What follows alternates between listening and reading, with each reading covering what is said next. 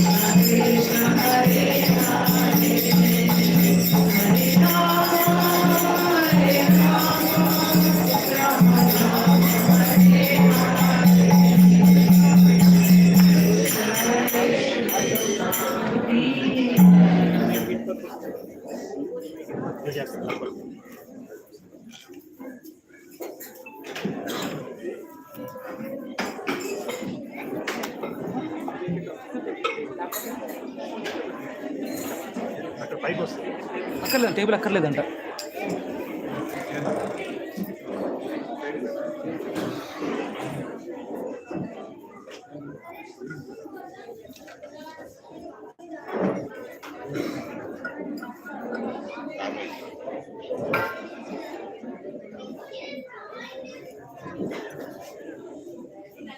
Mahesh, Praveen.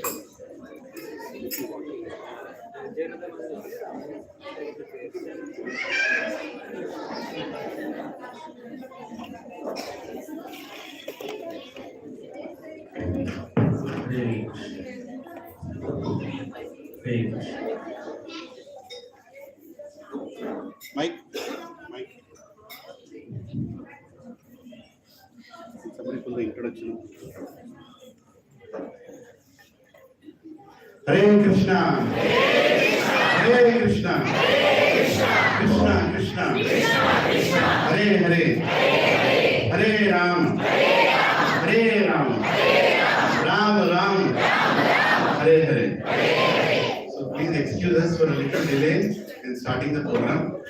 Actually, Prabhuji has been giving classes back to back since many years now, just not today. And today has been not very different from Prabhuji's regular schedule. Today morning Prabhuji was giving a talk in TED. He came here to do that. And also then he gave another class, then another online class. And now Prabhuji just had his little early dinner. And here is actually we are very grateful that Prabhuji is giving his time. Briefly, I'll just introduce for many of you who have not known Prabhuji. You can see those books there. There are many books that Prabhuji has written, making it simplified. Srila Prabhupada has given us amazing literature. Prabhuji has just made it even more easily presentable and equally impactful. So please feel free to browse them. So quickly, introduction about Prabhuji. Prabhuji is a disciple of His Holiness Radhanath Swami Maharaj and is a spiritual teacher and author of over 30 books, including the Shubhodhini series of study guides, children's books as Bhagavatam Tales, and other enrichment books. He is a dean of Bhaktivedanta Vidyapitha in ISKCON Gauranga village outside Mumbai. How many here have gone to Gauranga village? Please lift your hand. Okay, so there are many of you who have not gone. So start saving your money or use your saved money. He regularly conducts online and residential spiritual courses for both children and adults and has delivered more than 7,000 hours of spiritual discourses in different forms, including temples, schools, colleges, and corporate events. Prabhuji is a member of ISKCON Board of Education and GV Administrative Council, and he oversees the temple worship and the Vrindavan Forest at GV. Right? So, I don't want to capture this time and use it just for the introduction, but all I can say is sometimes we are so unfortunate that we don't know how fortunate we are. And that is the moment. This is the moment that we are fortunate that Prabhuji is here. So my humble request is, with all due attention and focus and whatever prayers you have done, Prabhuji is here. So let's utilize this time to nicely listen to him and don't hesitate to ask questions. There is nothing better that you can give to a sadhu than inquiring from him and clarifying your doubt. That really satisfies. Right? So let's welcome Prabhuji with 3 loud and enthusiastic.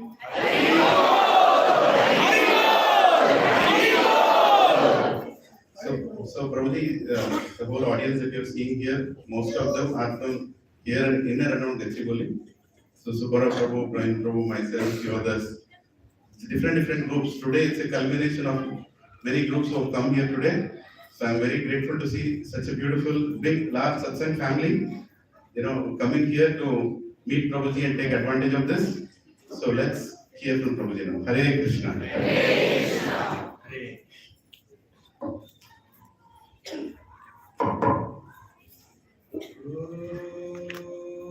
Om Namo Bhagavate Vasudevaya.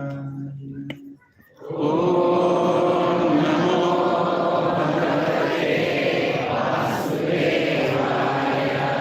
Om Namo Bhagavate Vasudevaya.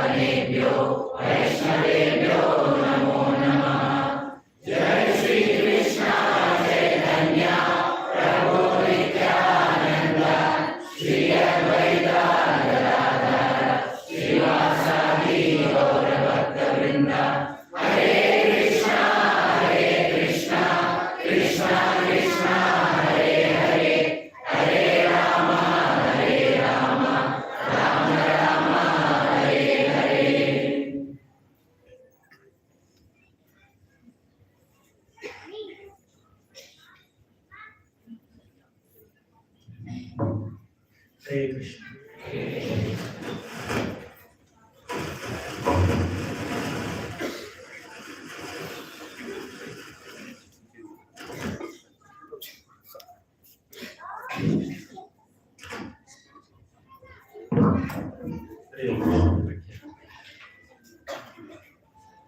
I'm very happy and very grateful to be amongst all of you today. And this afternoon also I met a few devotees in this house. I can see the energy levels and enthusiasm levels in the devotees of Hyderabad so high. So, and just the way you are participating in the initial prayers itself shows how inspired and enthused you are to hear Harikatha and to participate in chanting of the holy names. Very, very inspiring. And I think first time I am meeting many of you. And although few of us met online many times, but directly we are meeting for the first time. And I'm really humbled and honored to be amongst all of you.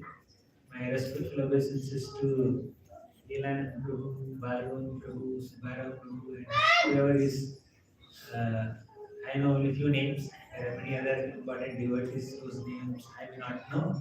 So I respectfully offer obeisances to all of you. And with your blessings, I would like to speak a few words about the Supreme Lord Krishna, who is our Supreme Shelter.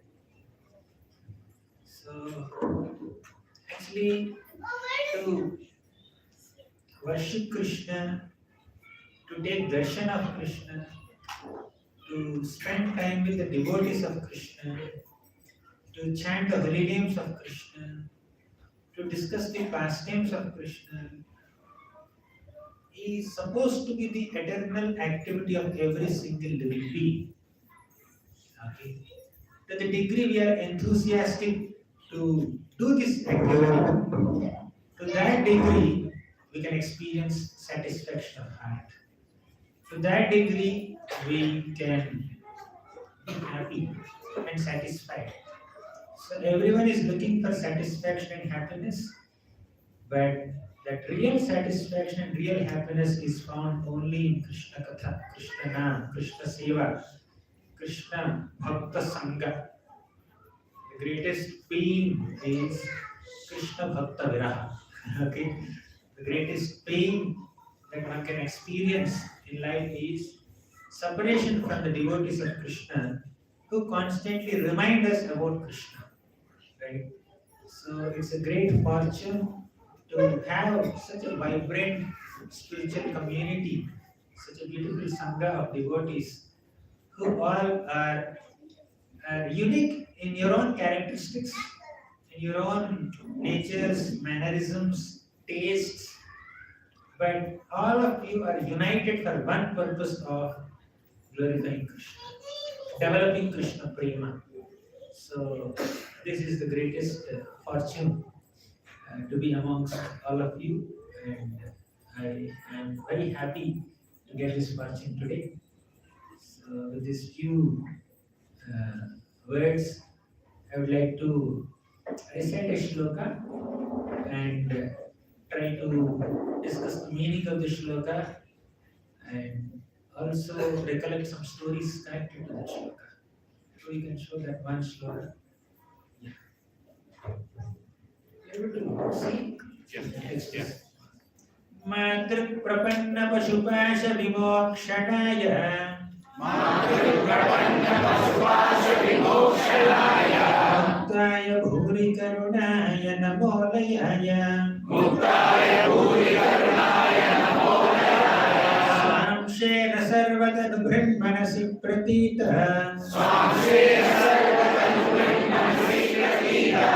Pratyadrishe bhagavate brihate namaste Matru prapanna pashupasha vimokshadaya. This shloka is spoken by Gajendra. You know Gajendra. Krishna is such a wonderful personality that can attract the hearts of not only human beings but also animals. Krishna has so many devotees amongst all species, not just human species. He has devotees amongst the Vanaras. He has devotees amongst bears.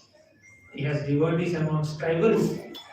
He has devotees amongst ascetics. He has devotees amongst the elephants, right? Birds. So the Lord can attract the hearts of everyone.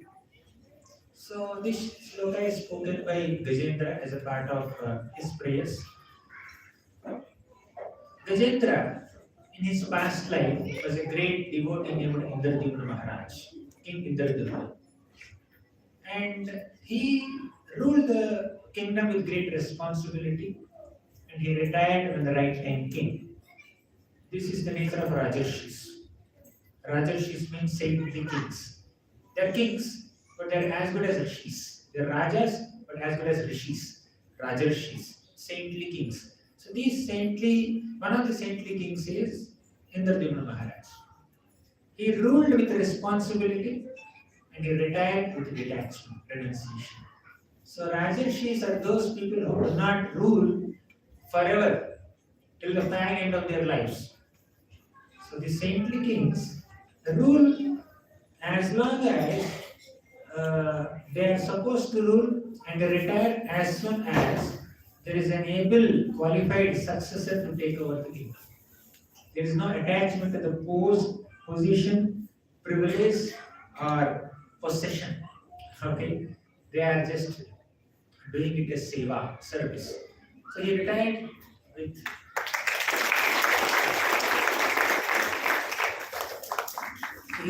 with responsibility, and he went to the forest and performing his worship meditation. One day, a sage named Agastya came there, and because our Indradumna Maharaj was absorbed in his worship, in his meditation, he could not welcome Agastya Rishi. Agastya Rishi became very upset. You are a king, worshipping the Lord, you don't know the basic etiquette of receiving a guest, a Brahmana guest. I curse you to become an elephant. Although you are supposed to be a king and very exalted devotee, you don't know the basic etiquette of welcoming a Brahmana. You are dull-headed, you don't have developed intelligence, it seems. So elephant also has a great body, but may not have great intelligence. So I curse you to become an elephant. And he became an elephant. Gajendra. The next week. So Gajendra was the king of the entire forest, And Gajendra had so many wives and children and friends and a big entourage. And because of the mercy of Gajendra, all the lower animals in the forest are just moving there. Okay? Because Gajendra kindly, compassionately allowed the other animals to survive. Otherwise, Gajendra could have finished them at any moment. So Gajendra is very powerful. He had everything in life in terms of material enjoyment and family and entourage. So intoxicated with his materially happy state, Gajendra entered the Trikuta mountain region. In that region, there is a nice garden called Rutumat Garden. In that garden, there is a beautiful lake filled with lotuses and lilies. Gajendra, along with his friends and family members, entered that lake and happily played in the waters. Gajendra is just sucking water from the lake and splashing that water on his own family members, his children and wives. And although it is a little laborious task, but Gajendra did it joyfully, happily. The nature of this material world, the nature of this Maya is that when someone accepts a particular position in this world, one becomes so absorbed in that identity. There's nothing more than this identity. For Gajendra, being an elephant is the greatest identity, there's nothing beyond this identity.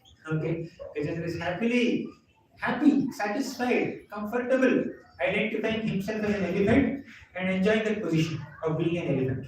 Okay? So Gajendra is enjoying like that, but the nature of this world is that at the least expected moment, there's an attack to our comfort. We may think that we are very comfortable. We may be comfortable, but the material world ensures that the comfort doesn't last for a long time. The comfort is not an eternal comfort, it's a temporary comfort. It proves, multiple times it proves, right? So, as Gajendra was comfortably, happily enjoying in the waters of that lake, in the Rutumat garden, suddenly a crocodile attacked Gajendra's life. So Gajendra started fighting. You know the story. I will not elaborate on all the details. But Gajendra and the elephant, the crocodile, they both were fighting. Gajendra was pulling the crocodile out of the water, and the crocodile was pulling Gajendra inside the water. So this back and forth is going on for a long time. Okay. For a long time it was going on. Gajendra thought that, okay, this crocodile will leave me in 5 minutes, maybe 10 minutes, maybe half an hour, maybe 1 hour. But crocodile was not leaving for me. Entire day passed. Crocodile was not leaving. 1 week passed. Crocodile was not leaving. 1 month. 1 year. 100 years. 1,000 years passed. 1,000 years this fight was going on. So crocodile's strength was increasing because after all crocodile is a water animal. And Gajendra's strength was depleting, diminishing moment by moment, year by year, century by century. Okay? Because Gajendra was a land animal. If the crocodile had attacked Gajendra on the land, Gajendra could have finished the crocodile within a moment. At least the other people, the other elephant friends of Gajendra could have trampled upon this crocodile and finished him off in few minutes. But because crocodile was inside the water, all the elephants cannot enter the water. They are just standing on the shore of the lake and they were crying, concerned about Gajendra. But and Gajendra alone could not do anything. So crocodile's strength was increasing, Gajendra's strength was depleting, and all the 1,000 years passed. Gajendra could not manage to release himself. Okay? This is life. Maya attacks us with some troubles, some inconveniences at the least expected moment. Also, Maya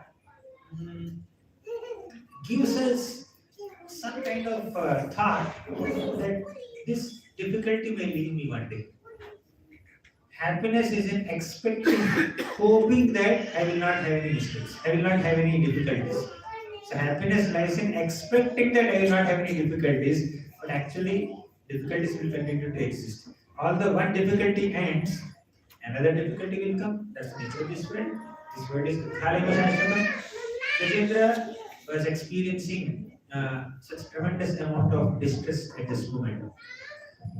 All the elephant friends of Gajendra, they were concerned about Gajendra. They were kind and compassionate on Gajendra, but they did not have the capacity to protect Gajendra. And the Devatas from the upper planets, they were watching this whole fight for 1,000 years. It's a very unusual fight. An elephant and a crocodile were fighting, and nobody is winning. Actually, crocodile was winning, but crocodile could not manage to kill Gajendra. Only pulling Gajendra and then exhausting Gajendra. Nothing more than that has happened.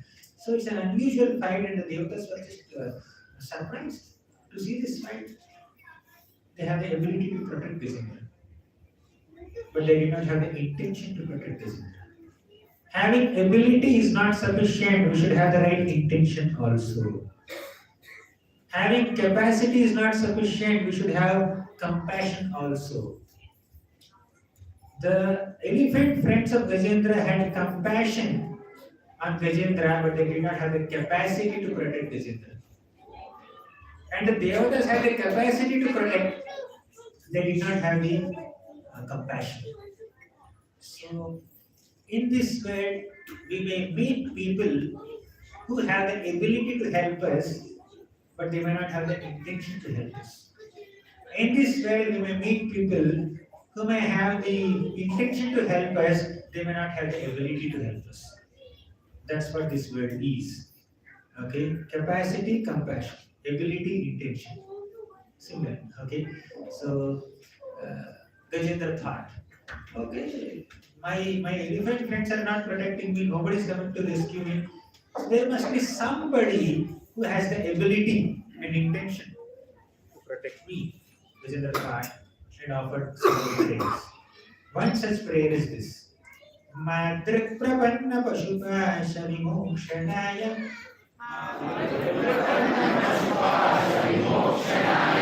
Muktaya Bhuri Karunaya Namolayaya Gajendra is saying, Madrik Prapanna. Madrik means people like me. Prapanna means who surrenders. Pashu Pasha Vimokshanaya. Pashu means an animal. So, animals like me who surrender unto you will be relieved from all pashas. Gajendra is identifying himself as a Pashu under a Pasha. Pasha, you understand? Pasha is Pasha, Telugu. So, Pasha and a rope. Bandham. Okay, na? So, Pashu Pasha Vimokshanaya. Vimokshanaya ante Vimuktyuliki cheyadam anamata. Those who surrender unto Krishna, like Gajendra does, will be relieved, will be liberated from all bondages. Okay? Matra Prapanna Pasupasha Vimokshanaya. Oh Lord, whoever you may be, please come and protect me. Please relieve me from this pasha. Please relieve me from this bondage, from this difficulty, from this predicament. I was just praying like that. Okay? So, how can he protect? How can he release Pasha Vimokshana? How can he liberate anyone? Because he himself is liberated. He himself is not bound. If I am in bondage, someone tied me with ropes. Who can untie me? Morning we were discussing in TED Talk. Right? Entangle to untangle. If I am entangled in a rope, who can untangle me? Someone who is not entangled only can untangle. Right? So if I am tied with a rope, someone who is not tied with a rope can come and release me. I am tied with a rope to this pillar of the room. Another person is tied with another rope to another pillar of the room. How can he save me? There is no possibility. Someone who is roaming around without being tied, he can come and release. He can take a scissor, he can just unknot, do something. Okay? So, Vimokshanaya. The Lord can liberate anyone because he is never in bondage, he is ever liberated. Okay, he is always liberated. That's the first quality, Muktaya. Muktaya Bhuri Karunaya Namolayaya. Muktaya means you are liberated. You are always liberated. That's your first quality. That ensures that you have the capacity to protect me. You have the ability to liberate me. First word is Muktaya. So we are discussing about supreme shelter. That's a topic. So the provider of shelter, one who provides shelter to others, should have these three qualities. Okay, what are the three qualities? Number one is Muktaya. He himself is liberated. He himself is not entangled. He himself has the capacity and ability to protect us. Then only he can protect us. First quality. So just if I have the capacity, I am not tied and you are tied, I can untie you. Okay, I can untie you. I have the ability to untie you. But if I am not compassionate, I cannot untie you. I will not untie you. Second quality is Bhuri Karunaya. Bhuri Karuna means great compassion. The Lord has the capacity, He also has the compassion. The Lord has the ability, He also has the intention. He is Bhuri Karuna, He is extremely compassionate. Okay? Capacity and compassion are not sufficient. I am tired, you are not tired. So you have the ability, you have the capacity, and you are very kind also upon me. So you can come and release me. But you are not even aware that I am tired. I am tired in the second room. You are in this room. You can't understand that I am tired up there. I am unable to shout because there is laughter on my mouth. Okay, so you should also have the third quality of cognizance. Cognizance means awareness. That's the last quality. Alayaya. Namo Layaya. So Layaya, Alayaya means one who is completely cognizant, one who is aware of what's happening with others. So the Lord has the capacity, compassion, and cognizance. The Lord has the ability, intention, and awareness to protect us. Unless one is aware of my predicament, how will He come to protect me? So the Lord is aware, always aware. The elephants on the bank of this river, the lake, they are aware of Gajendra's problem. They have compassion also, but they don't have the capacity. But Devatas, they have awareness, they are cognizant, they also have capacity, but they don't have compassion. So, but Gajendra was thinking, there must be someone who has all three. There must be someone who has all three qualities, Muktaya, Bhuri Karunaya, Alayaya. All three they should have. Then only he can give supreme shelter, otherwise they cannot give shelter. Right? So how can we be assured that the Lord is aware? The Lord is somewhere in Vaikuntha. Golokayeva nivasatya khilatma bhuto govindamadi purusham tamaham bhajami. He is in Goloka. How can he understand what's happening with me? Because Goloka eva nivasati, always living in Goloka, akhilatma bhuto, is living within the hearts of all living beings. Same thing Gajendra is saying now. See the next line. Swamshena sarvata nubhrin manasi pratita. Swamshena sarvata nubhrin manasi pratita. Pratyakdrishe bhagavate brihate namaste. Pratyakdrishe bhagavate brihate namaste. Swamshena, by his own expansion, Amsha. Sarvata nubhrin. He enters into the bodies of every embodied living being. Tanubhin means one who has a body. Tanu is body. Tanubhin means one who has a body. Sarva Tanubhin means within everyone who has a body, the Lord enters. Where Manasik Pratita, He is present within the hearts of everyone. He is present within the hearts of all living beings. Sarva Tanubhin Manasik Pratita. Pratyakdrishe, and He observes everything. Bhagavate Brihate Namaste. Oh Bhagavan. You are Bhagavate Brihate, you are the best of all Bhagavans. There are so many Bhagavans. Indra can be called Bhagavan, Chandra can be called Bhagavan, Shiva, Brahma, so many Devatas are there, all are Bhagavans. But this is Brihate Bhagavati. Brihate Bhagavati means the greatest Bhagavan. Who is the greatest Bhagavan? Krishnastu Bhagavan Swayam. Right? The Avatari Krishna. So Krishna is the one who has the ability, intention, and awareness to protect all of us. So Vijayendra offered this prayer. Devatas are watching. All the Devatas like Brahma, Indra, Chandra, Varuna, Vayu, all these people are watching from their particular lokas. From there, they're seeing, oh, elephant and crocodile are fighting. For 1,000 years, they're watching the show. But no one came to protect Vijayendra. And Vijayendra thought that there must be somebody who has the ability to protect me, to whomsoever it may concern. I offer this prayer, come and protect me. Whoever has Muktaya, whoever is Bhuri Karunaya, whoever is Alayaya, whoever has compassion, cognizance, and capacity, please come and protect me, whoever you may be. He did not call Rama come, Krishna come, Madhusudana, Trivikrama, Vamana, Matsya, Kurma. He did not invoke any avatar. He did not speak any name of the Lord. He just enumerated the qualities of the Lord. He just enumerated, these are the qualities of the Supreme Protector. Let that Supreme Protector, whoever he may be, come and protect him. Okay.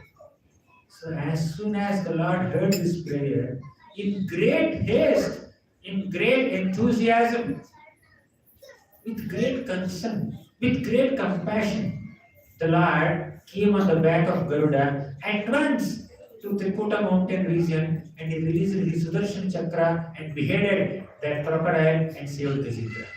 Pulled Gajendra by its front on the shore, and he didn't stop there. He gave him Sarupti Mukti. Gajendra immediately became four-handed Vishnu Duta. Right? So within one moment, right, 1,000 years of fight ended within one moment by offering one prayer. One little prayer. Right? You recite Gajendra's prayers. There are a few prayers. I think 8 canto, first chapter, 3rd shloka till 25, 28, something like that. Some 25, 26 prayers are there. You may take 5-6 minutes to recite this prayer. 10 minutes. 20 minutes you take. So 1,000 years of struggle ended in 10 minutes prayer. Okay. The Lord immediately came from Vaikuntha. He did not have to book flight. He did not have to wait so much time. Okay. He did not have to check his schedule. The Lord is not schedule conscious. The Lord is devotee conscious. Because devotee is Krishna conscious, Krishna is devotee conscious. Right? He is cognizant of what's happening with the devotee, he is conscious and is compassionate, and he has the capacity to protect. He at once came, immediately came to protect Gajendra. He is the Supreme Shankar. He did not think, did he call me? Did he say Vishnu? Did he say Narayana, Madhusudana, Trivikram, Vamana? I have so many names. I have Vishnu Sahasranam with me. I have Krishna Ashtotra Satanamavali with me. I have Rama Ashtotra Satanamavali with me. I have thousands of names, and this elephant has not taken one single name. Is he calling me only? Or someone else? The Lord did not have that confusion in the mind. Okay? Because the Lord is waiting for us to call him. The Lord is waiting for this moment. When will this conditioned soul stop this stupid struggle in this material existence and turn his face towards me and offer a prayer to me? And I'm eager to connect. Okay? Just like children will play outside in the lunchtime. They will not come. Mother is getting concerned. Mother is concerned so much. My child should eat food on time. Otherwise his health will get spoiled. How long he will fight? How long he will play? By playing he will fight also sometimes. Okay? So it's not wrong to say that they fight. So mother is concerned. Similarly Krishna is concerned. How long the conditioned souls will suffer in this material world, trying to search for illusory happiness. Then let them come to me and enjoy real happiness. The Lord is waiting. Just like mother waits for the child to come back from play, similarly Krishna, the Supreme Mother, Supreme Father, is waiting for us to turn our faces towards Him. He is eager to give shelter. We should just have little eagerness to accept that shelter. He is eager to give us an umbrella to protect us from rain, but we want to jump up and down in rain and get cold. okay, and get fever. That's our mistake, okay, not his mistake. But as soon as, even if we little hint him that I am interested in your shelter, the Lord will come. Okay, this is a supreme shelter. Even if you don't chant his name also, if you indicate him indirectly also, he will come. Okay. So there is another story, the story of Ajamil. You know Ajamil?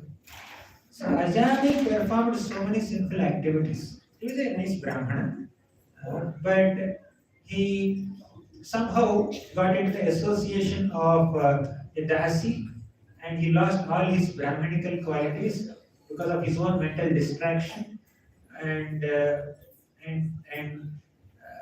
he started beating people, cheating people, looting people to earn his livelihood.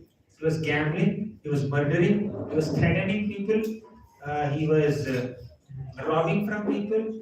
By all kinds of sinful means, he maintained himself. Okay, and finally, his death time came. The time of his death came, and he was chanting Narayana, Narayana, Narayana, Narayana. Why? He was not indicating the Lord. He's so attached to his son, youngest son, Narayana. At the age of 88, he had a very toddler, a very small child who cannot even properly speak or walk. He's attached to the child. Narayana, Narayana, Narayana, Narayana is calling. And even when his good fortune is to name his son Narayana. Okay, even when he was dying, because he committed his sinful activities from with his body, mind, and words, 3 Yamadutas came to take him to hell, to punish him there. 3 Yamadutas came. And 3 Yamadutas came with twisted faces and very fierce bodily features, with ropes in their hands, Pasha, another Pasha, okay, with Pashas in their hands. He became very anxious, very fearful, became so helpless, he cannot move from his place. So, in an anxious state of mind, in a very helpless state, you naturally remember one who is very dear to you. And who was dear to Ajamil? His youngest son was dear to Ajamil. He was naturally remembering him and calling out his name, Narayana, Narayana, Narayana, Narayana. And that little boy, he was so small, he was so innocent, ignorant, and inexperienced that he could not understand the pain of his father. The children are so small, although the parents are undergoing so much pain, they cannot understand, they cannot sympathize, they cannot empathize, they cannot even understand. They are so small. So this child neither had the intention nor the ability to protect his father, to understand what his father is going through. He's just sitting there and playing with his toys. And Ajamil was chanting Narayana, Narayana, Narayana. Narayana is not coming. But is the boy Narayana? No. Somehow it so happened that he is named as Narayana, but he is not Narayana. Who is Narayana? The Supreme Lord, who is living in Vaikuntha. And that Narayana thought that this boy is not Narayana, my name is Narayana. Okay, he chanted the name Narayana, and name Narayana and person Narayana are not different. Okay, Nama Chintamani Krishna Chaitanya Rasavigraha Purna Shuddho Nitya Mukto Abhinnatvan Nama Naminaha. There is no Bhinnata. There is no difference between the Nama and Nami. There is no difference between the name and the person who has the name. In Krishna's case, not in our case. In our case, our name and our qualities may not match, right? So, Abhinnatva Nama Naminaha. So, Narayana understood that he did not call me, but he said Narayana, right? I'm Narayana. I should go. Okay? So, because he chanted 4 syllables, Narayana, the Lord had sent 4 Vishnudatas. Come here, my dear Vishnudatas, 4 of you come here. See, there is my devotee, my pure devotee, my dedicated, sincere, serious devotee, sincerely chanting the holy name Narayana. So for each syllable that he chanted in my name, you one of you should go. Narayana. 4 Vishnudatas go and protect him. You understand? That's why he is compassionate. Even though Gajendra did not specifically chant the name of the Lord, Gajendra did not take the name Narayana, but Narayana came to rescue him. Why? Because Gajendra glorified the qualities of the Lord. Here are the qualities. You are Muktaya, Bhuri Karunaya, Namo Alaya. And Ajamil, he did not specifically call Narayana, he was calling his son Narayana, but the Lord thought that at least my name matched. In Gajendra's case, qualities matched. He described the qualities of the person, and I have those qualities, I must go and rescue him. And here, in Ajamil's case, name matched. He said some name, that's my name. I should go and protect him. Right? So this is the compassion of the Lord. The Lord is very eager to show compassion. The Lord is very eager to reclaim all of us to His loving company. The Lord is extremely enthusiastic to have all of us with Him. Okay? But that much eagerness, even an iota of that eagerness, if we show in reconnecting with the Lord, we will be with the Lord. Okay? So, the Lord somehow finds a direct or an indirect reason to show mercy upon us. Right? He doesn't find the reasons I should not give mercy to him because he has this shortcoming. I don't want to show compassion on him because he has so and so drawback. No, the Lord will find some good quality. I am giving him mercy because he has this good quality. And he has done so many things. That's okay, but this quality is very good. Okay. So the Lord somehow or the other searches control F. Right? He Googles a lot in our heart. Right? He Googles, is there any good quality in this fellow? Okay, let me just find some reason, direct or indirect reason, some reason to show mercy on this guy. So that is the compassionate spirit of the Lord. So the Lord is extremely compassionate. So you want one more example? Putana? You know Putana? Putana came with a malicious intention to kill Krishna. Krishna was an infant child, less than 10 days old boy. Kamsa has ordered all his demonic associates, you kill all the babies who took birth in the last 10 days. Don't spare anyone. Go. Putana, I am giving you the first mandate. You are my first weapon. Go. Weapon on whom? Infant babies, less than 10 days old. Putana came, transformed herself into a very beautiful, motherly woman and entered Gokul. And she was looking so beautiful and so trustworthy that even Mother Rohini and Mother Yashoda did not stop her from entering Nanda Maharaj's house, entering the inner chambers of the house. Will you allow any stranger to enter your house? Just like that. But they allowed. Who are they? Yashoda Mata, Rohini Mata, all the Vrajavasis. No one had a small doubt also on Putana. Okay, they all allowed Putana to enter. Which mother will allow a stranger to pick up her newborn child? Okay, but Mother Yashoda allowed. Putana entered. She had a malicious intention to kill Krishna with her poisonous milk.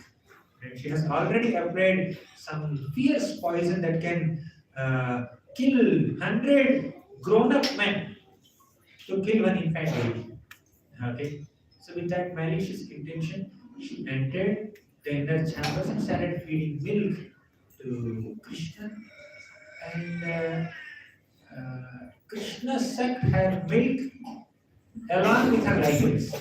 Or Krishna sucked out her life aids along with her milk. And killed her. Long story, which you already know. Short.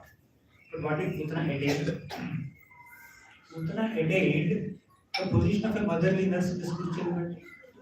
Padbhyam bhakta hridistabhyam vandyabhyam loka vanditai angam yasyaha samakramya bhagavanapi tatstanam yadu dhanya visasvarga bhavapachana nikatim Krishna bhuktasthana kshiraha Kimugavo no mataraha Padbhyam bhakta hridistabhyam. The lotus feet of the Supreme Lord Krishna are always present within the hearts of all his devotees. Bhakta Hridistabhyam, Pandyabhyam Loka Vanditaihi. They are always worshipped by, adored by so many devatas who are accustomed to receive respect from others. Lokavanditaihi means one who is worshipped by all the people of this world. They go and worship Krishna's lotus feet. Right? So, this is how Krishna's lotus feet are worshipped by everyone. Vandyabhyam loka vanditaihi. And Putana did not get the touch of Krishna's feet. Angam yasyaha samakramya bhagavanami tatstanam. Putana got a tight embrace from Krishna. And if Krishna embraces you, will anyone reject Krishna? Krishna, just get out of here. Anyone will say that here? No one here, right? If Krishna hugs you. But Krishna hugged Putana. Putana says, leave me, child. She was crying, yelling, screaming. She wanted to throw Krishna away, but Krishna is not leaving. Krishna is embracing you. And you are saying, go away, Krishna. And Krishna will leave, but Krishna is not leaving you. How fortunate you are. Even if you don't want a hug from Krishna, Krishna is hugging you forcefully. That is Putana's good fortune. Andam yasyaha samakramya bhagavanapi tatstanam yatu dhanyapi sasvarga bhavapa janani gatim. Although she is a yatu dhani, she is a witch, she is a baby catcher, she sucks the blood of infant babies. Such a hideous activity she does. She is accustomed to taste the blood of such babies and she has been doing that for a long time. But Yatu dhanyapi sasvargam avapajanani gatim. Krishna compassionately gave her the position of a motherly nurse in the spiritual world. Right?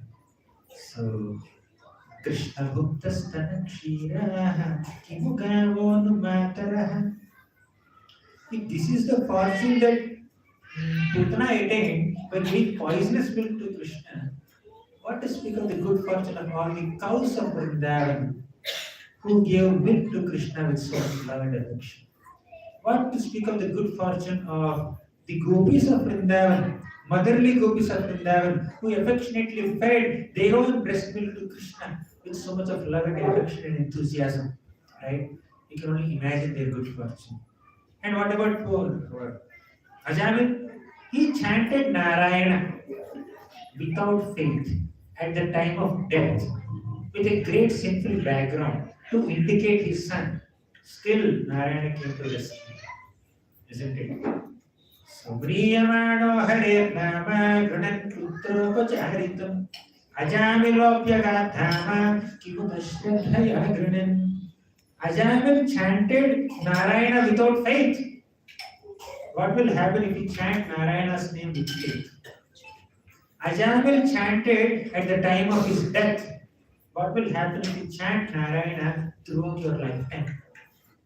Ajamil chanted with a great sinful background. What will happen if you chant Krishna's name, Narayana's name, with following four regulative principles, with a pure life? Ajamil chanted Narayana to indicate his son. What will happen if you chant the name Narayana helplessly, lovingly, attentively, indicating the Lord himself? So, Putana attained spiritual world by Krishna's grace. Why? Why did Putana attain spiritual world? Because Krishna is compassionate. Krishna is extremely compassionate. Although Putana's attitude was very poor, not just poor, very malicious, very cruel. Her attire was like that of a mother. Her activities were like that of a mother. Krishna accepted her attire and attitude, actions, and ignored her attitude. She came to kill you. That's okay. She acted like a mother. She dressed herself like Rohini Mata, and she presented herself in front of me, dressing herself like Rohini Mata. So sometimes Rohini Mata gives her milk to Krishna, and Yashoda mother gives her milk to Balram. Krishna and Balram are the two sons of these two mothers, Rohini and Yashoda. Of course, Yashoda gets first rank, Rohini is second rank, but still both the mothers take care of both the children equally, right? They have similar motherly affection to both the children, right? Of course, Krishna gets extra affection and Mother Yashoda has extra affection, but both mothers and both sons are there, right? So they share a very good loving bonding. So when Putana came there, she resembled Rohini Mata in her attire, not attitude, by the way. She resembled Rohini Mata in her activities, not in attitude. So Krishna said, I accept her activity, I accept her attire, I ignore her attitude. So just like by practicing bhakti, what are we supposed to do? Anukulyasya sankalpam pratikulyasya varjanam. Whatever is favorable to our bhakti, we accept. Whatever is unfavorable, we will reject. Krishna also. Whatever is favorable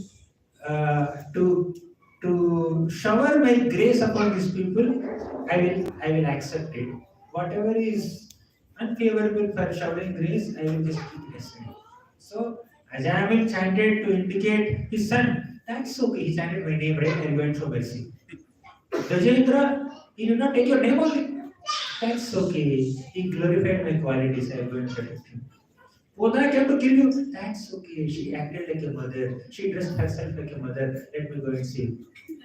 Okay, let me take her to spiritual world.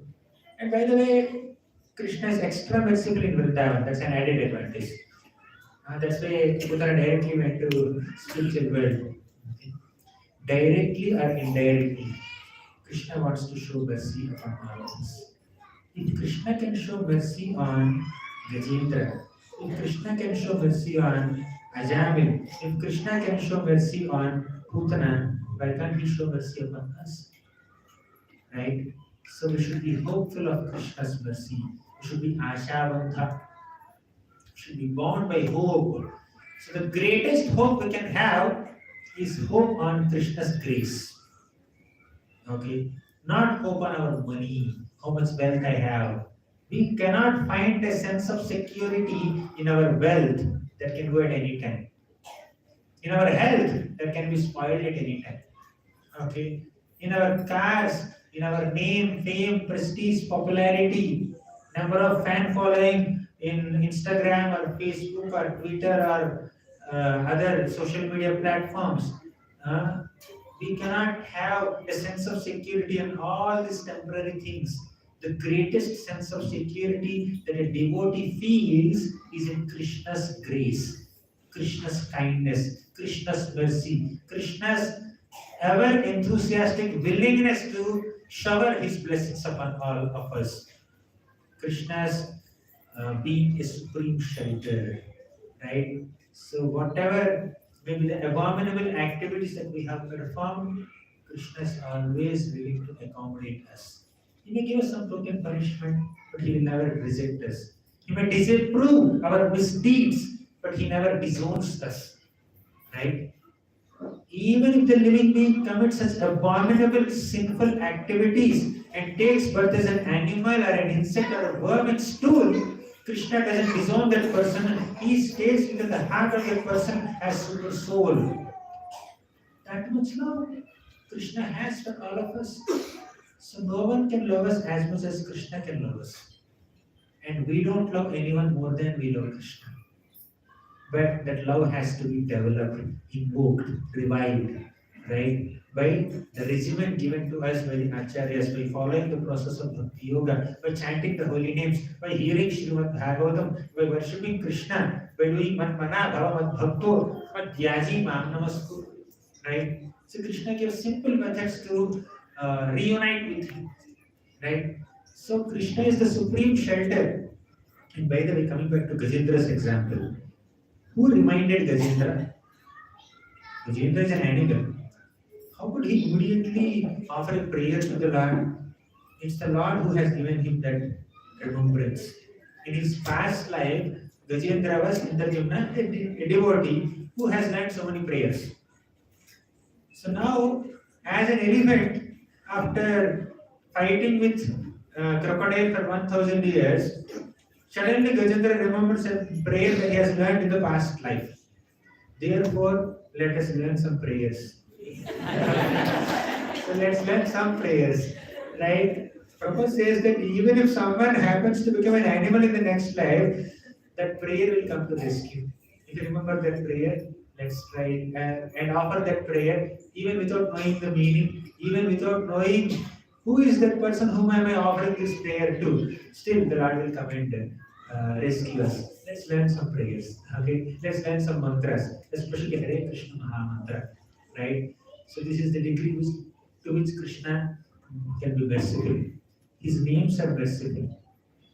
Namo Namah Klesha Vinashanaya Nirupito Dara Guna Vayaya Mano Vacho Vega Puro Javaya Sarvam Shama Kairagata Dhane Namah. Namo Namah Klesha Vinashanaya. Here, Prachetas are offering this prayer in the fourth canto. O Lord, you remove all kinds of difficulties in the lives of your devotees. Nirupita Udara Guna Vayaya. It has been proved, this conclusion has been settled that Udara Guna Vayaya, your qualities, gunas, and your names are extremely merciful. Krishna's name is so merciful. Krishna's name is so nectarian. Krishna's name is so merciful also. Just one name, Narayana, could completely disentangle Ajamil from all the bondages that he was bound with. All the Yamapashas, Yamadutas never failed in arresting a single soul, but they thoroughly failed, miserably failed in arresting Ajamil. Why? Ajamil had one astra with him, Narayana. This four-syllable name Narayana was sufficient for Ajamil to get out of this Yamapasha. It's not that easy, right? But Ajamil was rescued so easily just by Narayana. Just by this one prayer, Gajendra could easily attain the spiritual world. He got Sarupya Mukti. So let us increase our dependence on the name of Krishna. So there is this shloka that describes how sweet the holy name of Krishna is. Okay, names of Krishna are extremely sweet, and they are filled with this from any fallen situation. Alam alam alameka pranina patakana nirasana vishanyeva Krishna Krishneti vahane yadi bhavati mukunde bhaktirananda sandra karatala kalitasa moksha samrajya lakshmi. Alam alam alameka pranina patakana. This name Krishna can completely destroy all the simple reactions of all living beings. Pranina patakanam nirasana vishayeva Krishna Krishneti vani.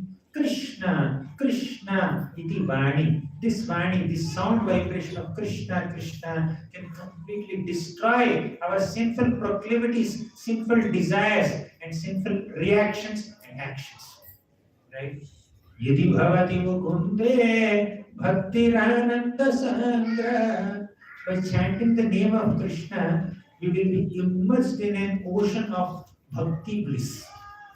So bhaktirananda sandra. Ananda sandra means condensed bliss. Okay, condensed, rasna that condensed, but that essence is there. Huh? Concentrated thing. You take like 1 cup and then pour in 10 cups water, it will suffice, right? It's concentrated, condensed. Ananda Sandra means condensed bliss. Compressed file, you unzip it. 1 MB file, you unzip it, you get 10 MB data, like that. Bhakti Ananda Sandra. Bhakti is an ocean of condensed bliss. Yadi bhavati mukunde Bhaktirananda Sandra Karatala Kalitasa Moksha Samrajya Lakshmi. The Moksha Samrajya Lakshmi will come into our hands. the opulence of the kingdom of liberation will just come into our hands by chanting Krishna's name. Right? So this is the greatness of the process of chanting the names of Krishna. Right? So the name of Krishna is powerful. The dham of Krishna is powerful. The leelas of Krishna are powerful. And everything connected to Krishna is most powerful and fully equipped with the ability to liberate us. So where else are you searching shelter for? There is no other shelter. Shelter is there only in Krishna's Nama, Rupa, Guna, Leela. Anything beyond this has no capacity to give us any shelter. Right? Krishna's lotus feet are the only shelter. Krishna's name is the only shelter. How much time do we have? How long should Time stopped working. All watches stopped working. I watch stop. My throat stops. Already I am. So 8:30.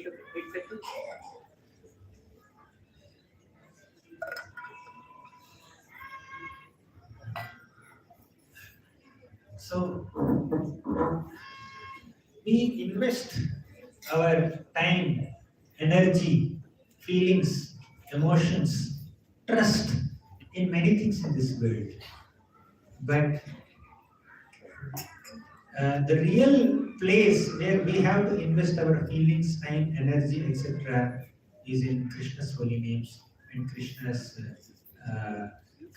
lotus feet. Basically, the whole process of Krishna consciousness. Okay. Now we have seen the kind of returns that we get and we invest. Even unconscious investing of one's time in chanting Narayana's name rescued Ajamil from the deepest danger, right? Even unconscious or it's conscious, but unpointed chanting of this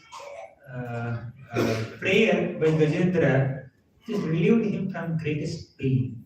Okay, not only relieving him from greatest pain, awarding him the greatest liberation, which is being an associate of the Supreme Lord Krishna in the spiritual realm. Same thing with Putana. So regarding Putana, there is this shloka. Uddhava says this shloka. Ahovakiyam stanakalakutam jighamsaya yadapyasadri lebhegatim dhapruchitam tatonyam kamvadayalum sharanam rajema. Ahovakiyam stanakalakutam. This Baki, the sister of Bakasura, she applied such Kalakuta poison on her body and wanted to kill Krishna. Chidhamsaya paya yadapya sadhi. This asadhi, this unchaste Rakshasi came just to kill Krishna. Lebhegatim dhatri uchitam tatomyam. But she attained a position which is suitable to a mother. Kambadayalam Sharanam Rajima. Who else is more merciful than Krishna? Who else has the capacity to give us shelter? He is equipped with all the three aspects of a shelter provider: cognizance, compassion, and capacity. Right? So, extending the discussion to Krishna's other pastimes, you see there is Adhasur. Adhasur came with a malicious intention to kill not only Krishna, but to kill all the friends of Krishna, all the calves of Vrindavan, so that when the children are killed, parents will automatically die. While all the other demons came to attack only Krishna, targeted only Krishna, Adhasur targeted the death of entire Vrindavan. Complete Vrindavan is attacked in that sense. But Krishna entered within the body of Adhasur and expanded himself and killed Adhasur and liberated Adhasur. Adhasur went to the spiritual world, spiritual realm. So a light came from Adhasur's body, entered Krishna's body, indicating that Adhasur was liberated. In this way, we see that Krishna in Vrindavan is extremely fortunate. If Krishna in Vrindavan is extremely merciful. If Krishna can show mercy upon even demons in Vrindavan, why can't Krishna show mercy upon a struggling sadhaka? So the acharyas have pointed out that there are 5 effective ways of performing bhakti. There are 5 potent limbs of the process of bhakti yoga. Okay, you know what are they? One is Srimad Bhagavatam, hearing Srimad Bhagavatam. Second is chanting the holy names of Krishna. Third is serving Vaishnavas. Fourth is worshipping the deities of Krishna. Then Dham, holy Dham. Okay, serving the places where Krishna performed his pastimes. So if you take shelter of any of these 5 potent forms of bhakti, or if you take shelter of any of the 9 processes of bhakti, you know what are the 9 processes? Shravanam, Kirtanam, Vishnoh, Smaranam, Padasevanam, Archanam, Vandanam, Dasyam, Satyam, Atmanivedanam. So Shravanam, hearing about Krishna, Kirtanam, chanting the holy names of Krishna, then other things, Smaranam, remembering Krishna. So when we take shelter of any one limb or some limbs or all the limbs, the result is we will be reinstated in the real constitutional position of a living being, that is a servant of Krishna. Being a wonderful, being a servant of Krishna is the most secure and happy situation for any living being, and the whole purpose of human life is in reviving that original Krishna consciousness and reinstating ourselves under the shelter of Krishna's lotus feet. Okay. So we'll discuss more, but I would like to take some questions if there are any at this moment. Any questions or comments? Yes, Prabhu.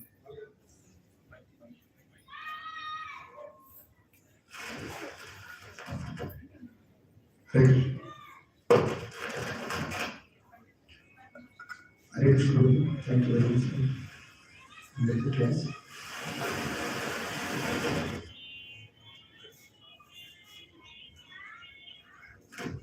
Hare Krishna. Yeah.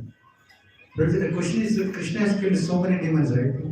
So they got to Sai Jimati. What is their ultimate destination? What happens after that?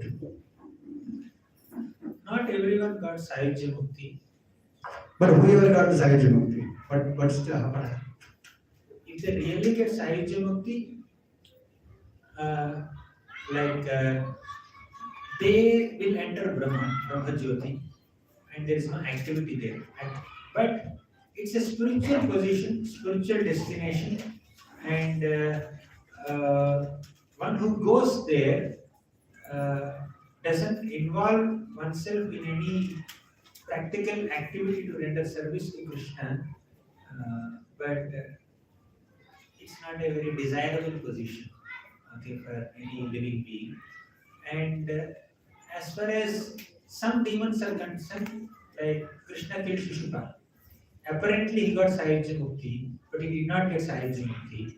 It seems so, but he got Sarupya Mukti and Salokya Mukti. Shishupal and Dantavakra were Jaya and Vijaya.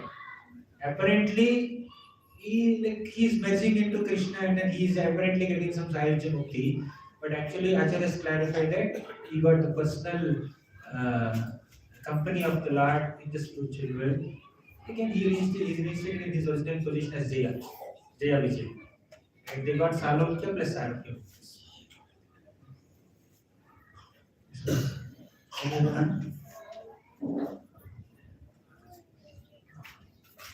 Hare Krishna Prabhu.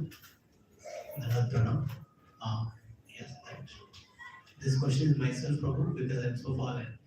Prabhu, whatever I hear, example, like you said, Ajay Maharaj has glorified qualities, and Ajamil just can't his name. So my mind takes all these as advantage for my material enjoyment. Because Ajamil just called his son's name, So I'm chanting, I'm hearing these Bhagavatam classes. So then I did lot of punya, whatever it is, punya or whatever it is. Then enjoy, you can enjoy. Always my mind keeps on saying that, okay, today I chanted Krishna's name, I'm okay. Throughout the day I can do whatever I want. So, yeah. So we also discussed that Ajamil chanted without faith, what will happen if we chant with faith? Ajamil chanted at the time of death, what will happen if you chant throughout your lifetime? We discussed that 4 points. Okay. Sukadeva Goswami says. Basically, if you get 35% in your exam, you will pass. You will go to the next standard. Okay. But who stops you from getting 90%, 95%, and 100%? We can understand what is the future of a person who just scores the bare minimum percentage just to pass to go to the next grade. Okay, will make a very good living. It's very difficult, right? If you just get 35, is it pass mark 35%? Then we were students, it was 35%. Okay, so 35. So why 35? Why not 100? Why not 90 at least? Why not 95? So that should be the aim. If you aim for 35, you may end up with 25 only. Right? That's very precarious. So, like all these concessions and incentives should not kill our inspiration to intensify our sadhana. Okay. Yes, these are all wonderful examples. Krishna is kind to Putana, Krishna is kind to Ajamil, Krishna is kind to Gajendra, etc., etc. These examples are meant to increase our appreciation for Krishna's mercy. They are not meant to reduce our inspiration to intensify our sadhana. Now, in this room, I lit a lamp and the room is dark. I lit a candle in this corner. It illuminates the room. Definitely the room is filled with some light. But is it sufficient? In that corner, can I read a book if the candle is in this corner? I can't, right? But there is some light. That's at the max saving us not to hit some wall. That's all. But am I able to read the book? Am I able to do many other things which I can do when all the lights are on? So in bhakti, we need 2 things. One is right intention. Second is right intensity. Intention must be pure. Intensity also should be great. So that's why Bhagavatam teaches us to do Tivra Bhakti. Not some mediocre Bhakti, not some pass mark Bhakti, not some 35% Bhakti just to save oneself from entering heaven. Okay, but we can reach greater heights in Bhakti, not in sense of accomplishing things, but in the sense of giving pleasure to Krishna. The more intense is my bhakti, the more intense is Krishna's pleasure, and the more intense will be my pleasure also. Right? So we want to completely satisfy the heart or satisfy the heart only deep. So it's a question that we need to ask ourselves. So there are some instances in the Shastras where the Lord showed extreme degree of mercy on people, but that should not discourage us from intensifying our bhakti. I told only one side of the story, which is Krishna's mercy. Okay, even when the people are not that qualified. But did Ajamil go to spiritual world immediately? He was given a second chance. He was rescued from Yamadutas, and Ajamil went to Haridwar and performed intense bhakti, Tivra bhakti for 12 years, and then from there he went to Vaikuntha. Okay. And as far as Gajendra is concerned, he was already a great devotee in his past life, Indrajima Maharaj, and the curse affected him, and he experienced that effect for a while in Gajendra's lifetime, and he went back to spiritual world. And as far as Putana is concerned, the mercy that Putana received was definitely great, but the mercy that the gopis of Vrindavan and the cows of Vrindavan were received was much greater. You want to follow the footsteps of Putana or the gopis? Right? So, what to speak of some of these people who did little bit of bhakti? Krishna is kind enough to show mercy even on demons. Kamsa was always thinking of Krishna. Kamsa is the best example of 100% Krishna consciousness with fear in the heart. Okay? Shishupal was an example of 100% Krishna consciousness with envy in the heart. Okay? So one can be Krishna conscious with negative emotions also, but that's not a recommendation. It's a possibility. If you become 100% Krishna conscious with these negative emotions, yeah, Krishna then somehow or other he became Krishna conscious. You know, Paundraka Vasudeva. So he dressed himself like Vasudeva. He's one of the most funny characters in Krishna book, in that kind of Bhagavatam, right? So he dresses himself like Krishna, like a drama artist. He holds some artificial Shankha Chakra, etc. And he writes a letter to Krishna. Krishna, I am the real Vasudeva. I have come to this material world to do paritranaya sadhuna vinashaya chatushkrutam dharma samsthapanarthaya. I heard from some people that you are also claiming my name. You are also holding Shankha Chakra, etc. Give up all these symbols. Give up your attire as Vasudeva. I am real Vasudeva. Acknowledge me. So even in Krishna's time also there are some fake gods who are challenging the real God. Material world. Welcome to the material world. Okay. So, yeah, but Krishna said, okay, fine, let me go and see what's happening there. So he went to Paundraka Vasudeva's place, and Paundraka Vasudeva came. Because in his letter he wrote, either you give up your symbols and name as Vasudeva or come and fight with me. Krishna said the second option, option B. So he went to fight with Vasudeva, Paundraka Vasudeva, and Paundraka came outside. Okay. And he saw, Krishna saw Gauranga. My God, I am looking in a mirror.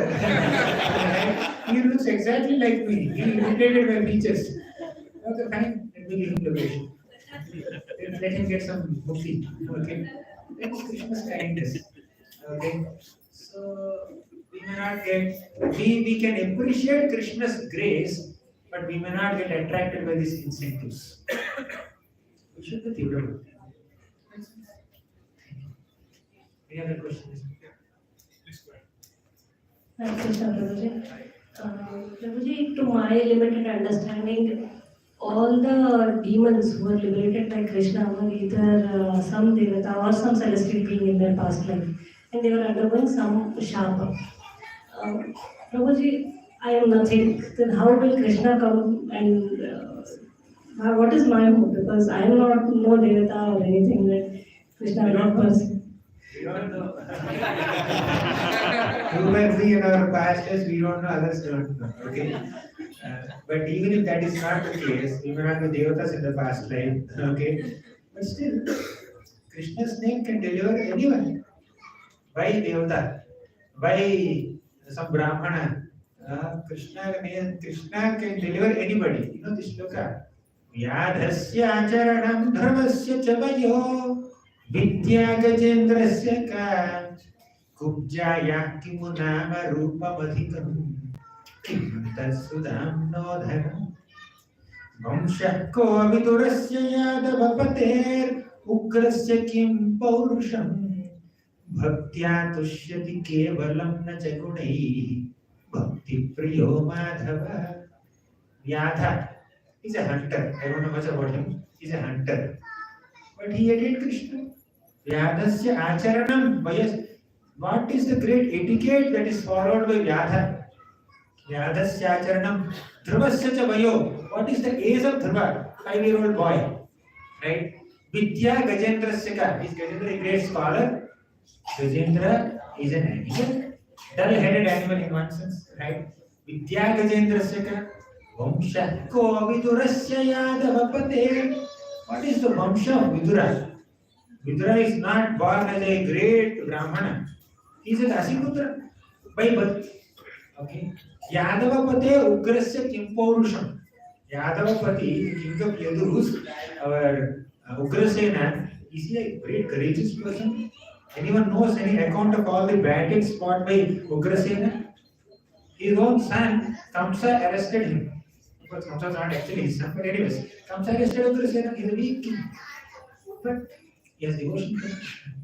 Right? So, Dhruva's age is not so Kupcha, but she's so beautiful.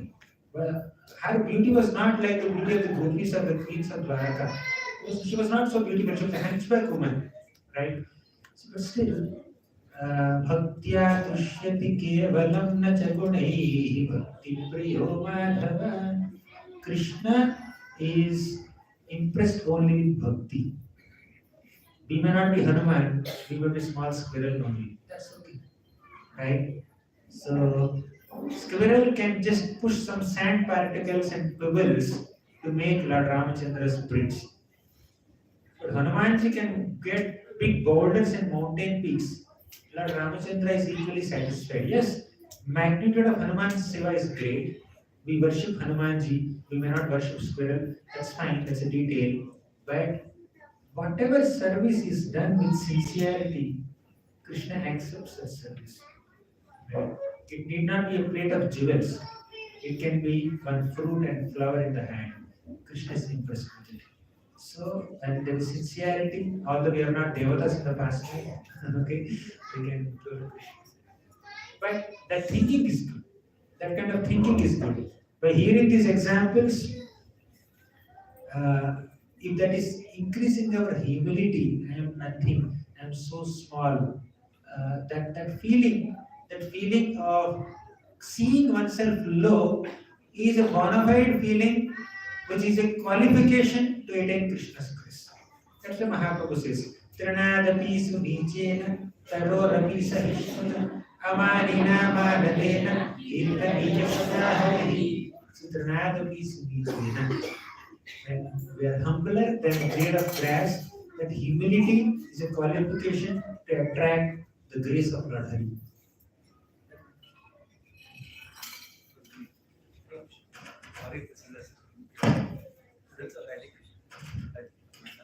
This might be a stupid question, but I have one simple, fundamental question. When we're talking about Gajendra Moksha, you mentioned that this fight happened for 1,000 years. So how should we look at this 1,000 years? Technically, maybe my understanding at current stage, living for 1,000 years is impossible. Did this happen in a different yuga or a different time where the lifetime? Not only different yuga, it happened in a different plane, not earthly plane. It's in the celestial plane. There are animals there also. Mountains, lakes are there in the some upper planets. That did not happen here or there. Yeah, not necessarily in Hyderabad. The birth of Prahlad Maharaj. Similar to the birth of Prahlad Maharaj, where he was in the womb of the person. Should we take it in that understanding? Basically, it's in the upper planets. Okay, not here. So there we can live for long. Any other questions? Hare Krishna. Yeah. Thank you very much for your class. My question is Muktaya Bhuri Karunaya. So even Vaishnavas are very merciful, compassionate. So when we are in trouble, is it better to pray for a Vaishnava or the Supreme Lord directly? Both are bona fide. Okay. But ideally speaking, devotee doesn't even pray for protection. Information for you. I'm increasing the temperature in the Q&A session. Okay. The class has been very simple, okay, in an encouraging note, but devotee doesn't pray for protection specifically. Even if you read Gajendra's prayers also, Gajendra initially prayed out of pain, unable to tolerate pain of that crocodile. But after some time, Gajendra says, my dear Lord, even if you come and rescue me from the jaws of this crocodile, I don't wish to live in this ignorant animal body anymore. I just want to be liberated, not from the crocodile jaws. I want to be liberated from the ignorance that has brought me into this animal body. Liberate me from the ignorance. The real liberation is not liberation from some material difficulty. The real liberation is liberation from the conditioned mentality to enjoy this material world. There are 20,000 kings. They were arrested by King Jarasandha. Okay. So he wanted to kill all of them. But somehow these 20,000 kings caught one messenger and wrote a letter to Krishna. And that letter came to Gauranga, so Dharma Assembly Hall, and the letter was read by somebody in front of Krishna. And the letter said that, oh my dear Krishna, we are 20,000 kings arrested by Jarasandha, please come and rescue us. Krishna went, he did not rescue. He only rescued ultimately, but he personally did not kill Jarasandha. He took Bhima, and Bhima killed Jarasandha in the whole story. After that, Krishna went and released these 20,000 kings. Then these 20,000 kings said, my dear Lord, although we prayed for liberation from this imprisonment by Jarasandha, our real prayer is, please liberate us from our conditioned mentality. We are Kshatriyas, we are kings. We are constantly meditating on expanding our kingdoms. We want to rule bigger kingdoms. We want to defeat each other. We want to conquer each other's kingdom. We want to expand our empires with our enjoying propensity. Please release us from this enjoying propensity. So this is the real prayer. So prayer in a distressful condition is common. That is done by Artha Bhaktas. But Kevala Bhaktas, they accept whatever may be your will, Krishna. If you want me to undergo this happy moment, I'll take it. If you want me to undergo some distress, I'll accept it. Like Maro ki rako ki jo ichha tumhari. Whatever may be your desire, I'll accept it.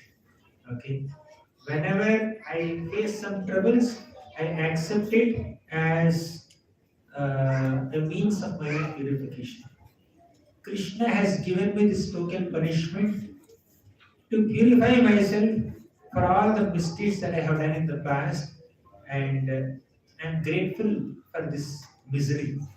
So, a devotee, a mature devotee, is one who sees misery as mercy of Krishna.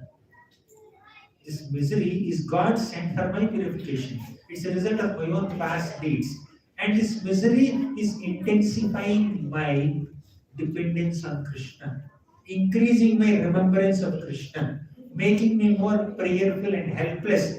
Helplessly take shelter of Krishna. Therefore, this misery is a stepping stone for me to enter Krishna's realm. That's the mode of a devotee. Right? A devotee may do the needful to save oneself from the tribulations of this world, but a devotee will even gratefully undergo all tribulations of this world as God sent. And if you see Kunti Maharani's example, what does Kunti say? Vipadahasam tutahashashvat tatra tatra jagat guru bhavato darshanam yasyat apunar darshanam. She says that let more calamities come again and again, because every calamity is giving me an opportunity to see you, Krishna, to get your darshan. When we get your darshan, we don't have to take darshan of this material, miserable world anymore. That's the ultimate prayer. Makes sense? Any other question or comment? Yes, Prabhu. I am very carefully listening. I am very inspired by your attention in Shravanam. In Gajendra Moksha, Gajendra only said the qualities of Lord Vishnu. In Mahabharata, when Draupadi is being disrobed, she chanted Krishna. Then why didn't he came immediately? But he came immediately when Gajendra said it.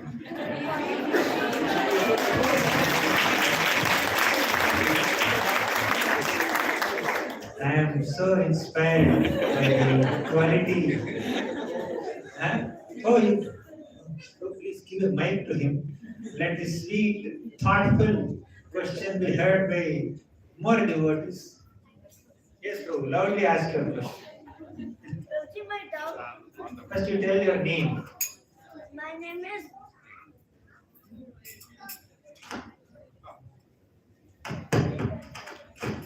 Hare Krishna Prabhu. My name is Ritwik. My question is, in Gajendra Moksha, the Switch That's is all. loose. That's all. Loose. Switch is loose. Okay, I'll repeat the question. It doesn't happen in 2 seconds. Yeah. in Gajendra Moksha, Gajendra just mentioned qualities of Lord Krishna, but in Mahabharata, Draupadi chanted In Krishna. Mahabharata, Draupadi chanted Krishna's names, why Krishna did not come immediately? That was Prabhu's question. That's Prabhu's question. Thank you so much, bro. Very grateful for your question. Your question itself is so satisfying to the heart. Okay. Draupadi first went to Bhishma, Drona, Dhritarashtra, Pandavas, and many other people. Okay, to protect. For protection, she went everywhere. And when everything failed and Dushyasana was pulling her ropes, then Draupadi tried to protect herself from her own strength initially. Right?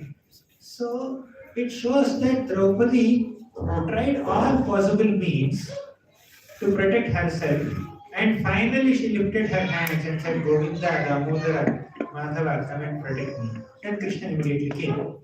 Right? So she was trying other options also. Krishna patiently waited. Okay. Otherwise, Krishna could have come immediately, but there's a deeper reason. I hope you can easily understand. You're very intelligent. What are you studying? Fourth grade. Fourth standard. Very good. So I offer my respectful obeisances to the parents of this boy.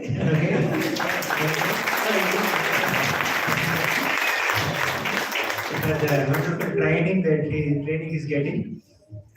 So this whole episode of Draupadi Vastraharan can be seen from multiple perspectives, but the highest devotional perspective is when every single force in the entire creation fails to save you, Krishna still retains the power to save you. Right? So Draupadi is asking help from Bhishma, Drona, Pandavas, Dhritarashtra, etc. And their inability to protect them shows that only Krishna can protect us. When everybody fails in the entire creation to protect us, only Krishna retains the ability to protect us. Only He is Muktaya, Bhurikaranaya, Namo Alayaya. So Krishna wanted to give this message to all of us. Although Bhishma is so powerful, great grandson of Kuru dynasty, he could not protect. Drona, the great military teacher, he could not protect. Bhima, he has the strength of 10,000 elephants in his one hand. You know what does that mean?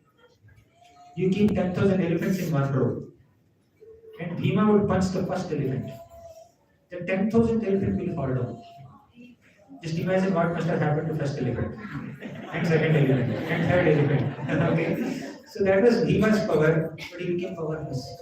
So everybody had some obligation or the other. Some people say I have taken a vow. Some people say I am loyal to this parampara, to this throne. Some people say whatever is the rule of the gambling match that should be observed. Different people have different reasons. Different reasons and obligations, because of this they could not protect Draupadi. But Krishna is beyond all obligations. Krishna is beyond any restrictions. If he wants to save his devotee, he will just come and save. Right? No other restriction. So, but as you said, there is a little delay. Okay, apparently, that delay is only to give us an understanding that other options fail. Bhishma could have saved.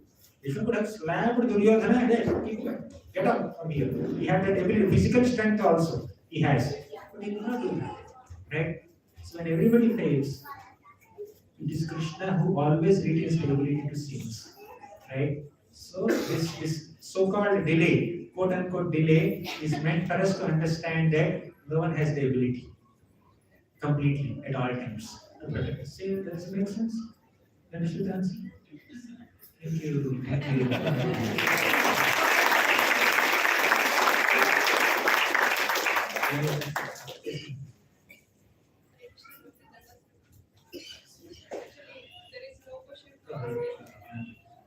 Mike is Mike. Hare Krishna, Prabhuji. There is no question to ask you. We are very happy. Actually, I'm waiting from 1 week onwards when I see. Actually, can you recite 2 slokas, 1 or 2 slokas? Prabhuji, I like the way you are reciting the slokas. I loved it. Please, actually, everyone also waiting for that to hear the slokas. Brahma Samhita, which you like, Prabhuji? And one more, which is your favorite sloka that if you recite, you'll feel happy? This question I can never answer. I can never answer this question. There's so many favorite slokas, each competing with each other. I can't choose one. And whenever we get this chance, we don't know when we. Probably this points to that you need to come to Hyderabad. How many of you agree? I'm very grateful and overwhelmed by your love and affection. For your pleasure, I'll take a couple of slokas. Upanmala, someone said that's the maximum words. Brahma Samhita. So, any sloka choice you have? Upanmala sloka choice?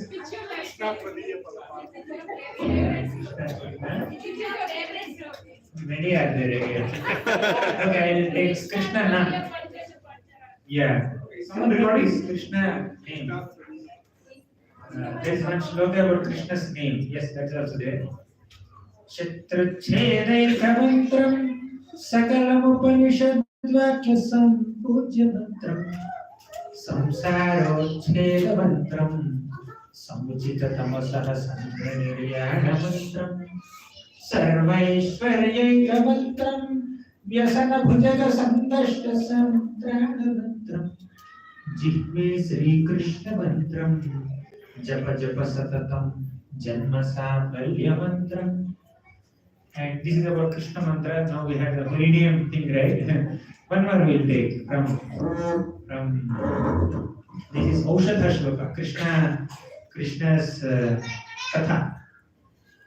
Vyamoha Prashamaushadham Munivano Vritti Pravritti Aushadham Daityendratika Aushadham Tribhuvane Sanjeevanaikaushadham Bhaktatyantahitaushadham Bhavabhaya Pradhamsanaikaushadham Shreyah Praktikaraushadham Kivabana Sri Krishna Divyaushadham Bhakta Paya Bhujanga Garudavadi Trailokya Rakshavadi Gopi Lochana Chataka Budavadi Saundarya Mudravadi Yakantamadi Rukmini Dhanatucha Twandvaika Bhushamadi Shreyo Deva Shikhamadi Rdishatuno Gopala Chudamadi Manish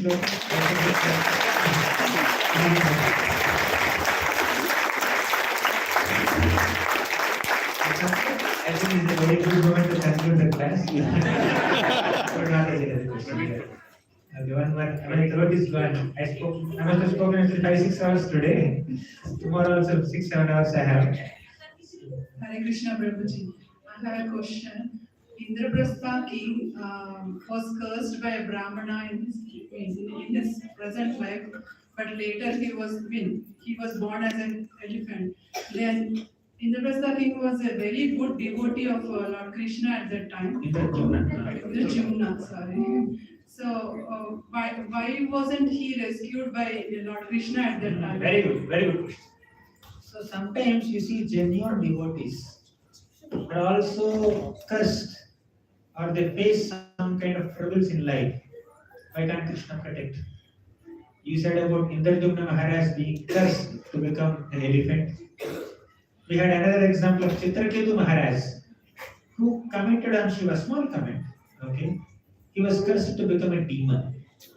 And Parikshit Maharaj, he just kept a dead snake around Shamika Rishi's neck and he was cursed to die in 7 days. So like that, Bhagavatam is filled with such examples where all the devotees do some minor mistakes, they had to face a very severe consequences, right?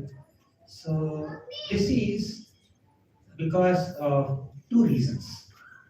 One reason is these devotees had a slight tinge of some shortcoming, and Krishna wanted to purify the devotees of the shortcomings by giving them a token punishment and then take them back to Godhead, take them to the spiritual world.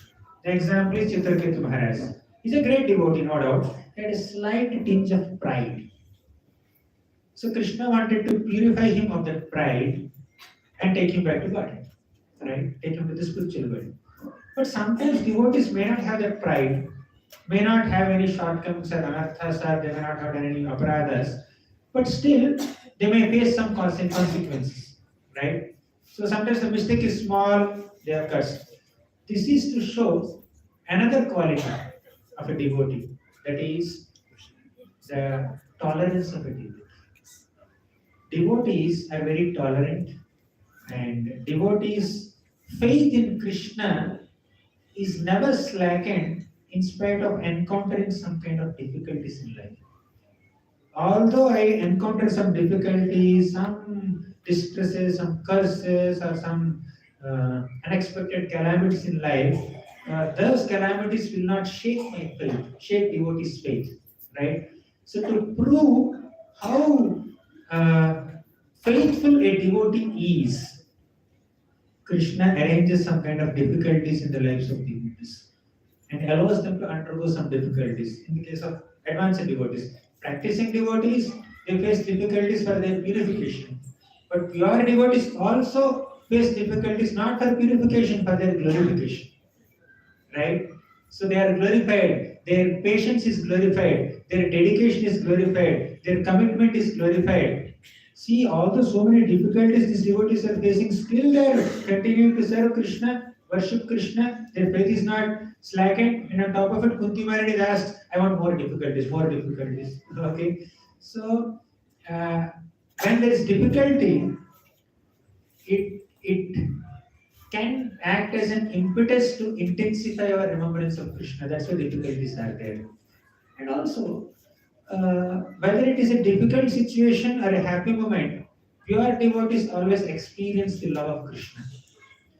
Like, if there is a series of happy moments, it seems a little monotonous.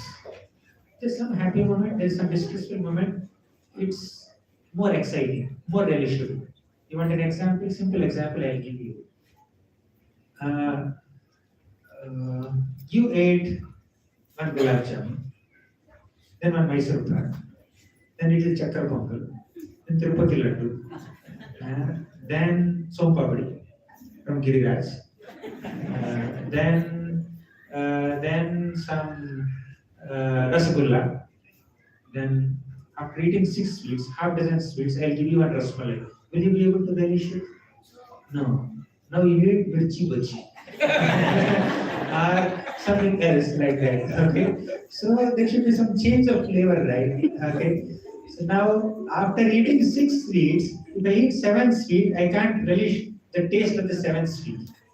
After eating mirchi bhaji and having tears in my eyes, Nayanam Galadashru Dharaya, Nayanam Galadashru Dharaya, then if you give me rasgulla, I can relish it better, right? So, after experiencing some difficulty in life, then Krishna comes to rescue us from some difficulty. So, we can relish Krishna's kindness to a greater degree.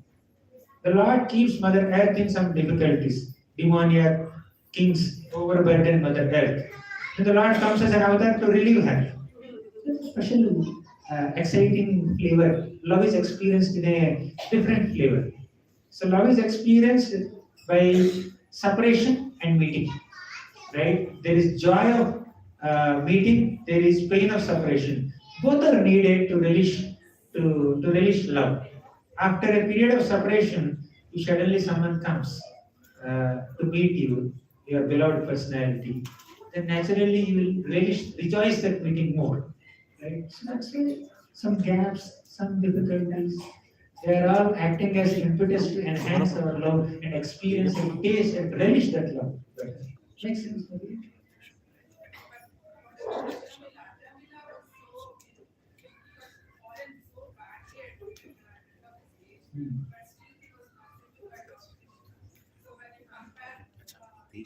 Yeah, the contrast is too much. In one hand, Krishna is showing mercy on Putana so much. Krishna is super strict on Parikshit Maharaj, Indradyumna Maharaj, etc. So this is too strict and this is too lenient, right? Too much of mercy. How to understand it? So scriptures present all kinds of examples. Some extremely liberal episodes, some extremely strict episodes, and what are we supposed to do? We should balance, right? Okay, let me complete this. There is this shloka, from Chaitanya Charitamrita. Bahujanma kare yadi Shravana Kirtan tabuna payave Krishna pade premata. Even if you chant the holy names of Krishna for millions of lifetimes, you will not get Krishna prema if there are offenses. Extremely strict statement. On the other hand, Kamba Dayalum Sharanam Vraji. Okay, who else can be more merciful than Krishna? He has given liberation to Putana. So, whenever I am very low in my inspiration levels in bhakti, let me read Putana's example. Let me read Ajamil's example to encourage myself.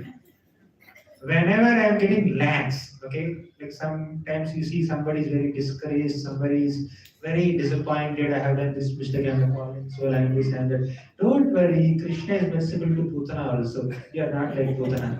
Okay? Use Putana's example, Ajamil's example to encourage the devotee. And someone is very proud. He distributed 2 books and his eyes went here, right? And he is very proud and very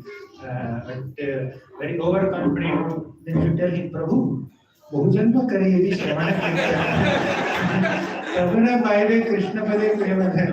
You understand? Even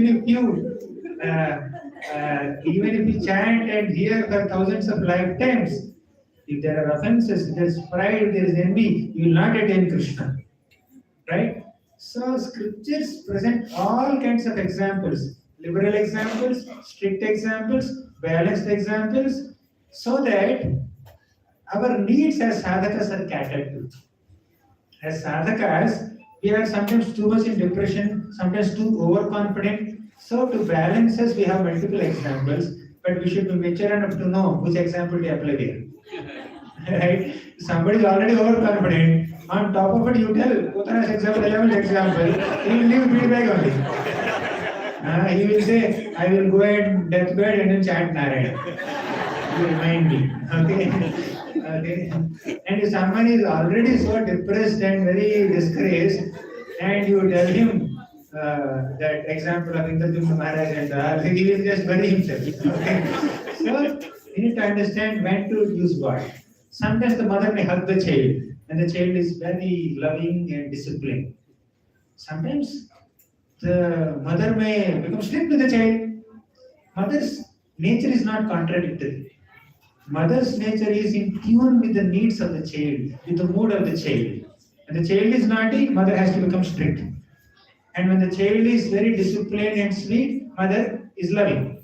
Right? So whether she becomes strict or she becomes liberal, both are expressions of her love, isn't it? Similarly, Shastra is also like mother. Shastra presents all moods. Strict shlokas, encouraging shlokas, right? But we need to know when to apply what. This is true. That is also true. Okay? Makes sense? Very good. Yeah,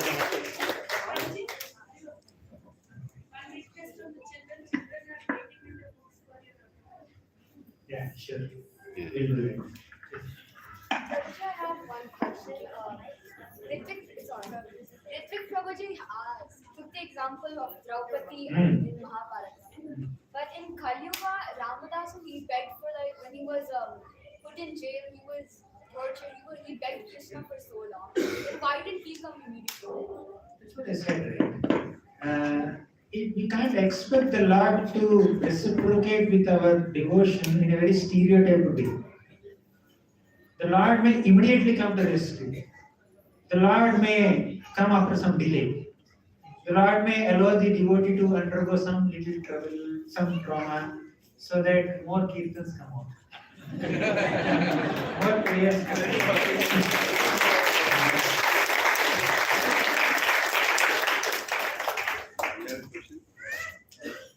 Just one. Yeah.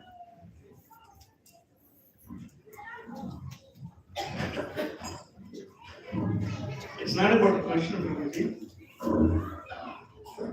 It's about a funny tree that has a powerful message in it. I was sleeping, I think it's around like 3 o'clock midnight. I could clearly see that as some chariot came to my home. Those guys came and they said, "Hey, come start, you got to pack." I said, "To where?" They said, "We are going to Kurukshetra Yuddha." I said, "What? Where am I?" They said, "No, you pack urgent, we have to go." They said, "Okay, I'm coming. I said, I have to come with my wife too." They said, "First you start." I said, "Okay, I'm packing." Then said, "Okay, I'm going to Kurukshetra Yuddha, but who I need to fight with?" They said, "You are fighting on behalf of Duryodhana, and you are Duryodhana side, and you are fighting against Krishna." I said, "What? I'm fighting against Krishna?" They said, "Yeah, this time we have powerful weapons. This is Kali Yuga. We have like Anubambu and all." I said, "What is going on?" They said, "No, you pack, you come right away." I said, "Okay, I'm coming. They took me and they put me in the middle of entire Sena. And Duryodhana was waiting for my instructions. He is fighting on your behalf, you are fighting on his behalf. I don't know. Now I have to fight against like all Pandavas. Right? I have to kill all Pandavas. I got shocked. Everybody is waiting for my instructions. Then I said, loudly, I said, "Let's chant." I said, "Hare Krishna, Krishna Krishna, Hare Hare." You know what happened? All cows started chanting. And chanting continued days. And after a couple of days, Duryodhana started crying. He said, "Prabhuji, what are you doing? I realized now the mantra of Hare Krishna. I don't want to fight." He came to me, he asked me, and he went straight to Pandavas and he asked for their mercy. Here the powerful message, Prabhuji, whatever is that, the mantra is great. It can change entire Mahabharata if it was there. Thank you, Prabhuji. Thank you for the Kurukshetra Kirtan.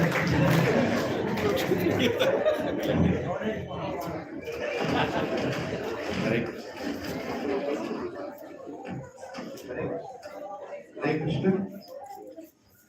Let us thank with loud and enthusiastic three Haribol.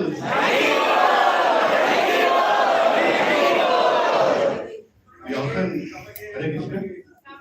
Come again.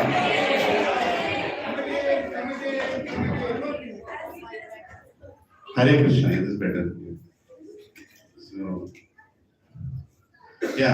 So we often hear so many verses, so many lectures, and many times it is quoted that Krishna is not there in a holy dham, Krishna is not there where people expect him to be there, sometimes in a temple, but Krishna is there where his name, qualities and pastimes are discussed.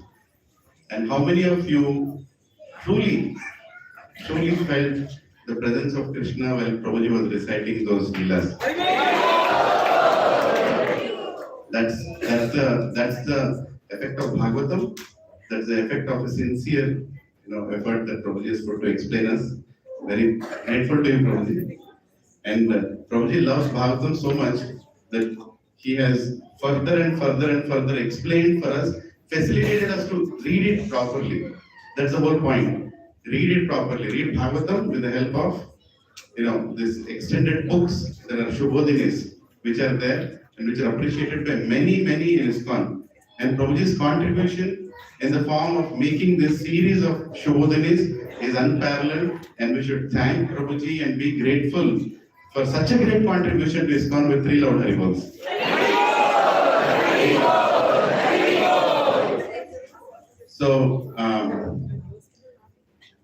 So many, I don't know how many of you have been in this part of the city 20 years back. I used to travel this part of the city to the Central University to write my MBA exams. And my father used to tell, take a friend with you because something can happen on the way, because there was nothing here. How many have traveled this area? Yeah, you've seen that, right? So it was a barren jungle. I can tell it was a barren jungle.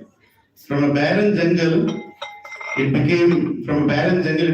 is now becoming a concrete jungle, as you all can see, right? But now the concrete jungle is becoming a Kalpa Vriksha jungle by the presence of devotees like this. Right? So now we have so many devotees. Can I request the children to come from that side? Yeah. So many devotees are coming, and March 18th, please mark your calendars. His Grace Adesham Prabhu is coming to address all of us.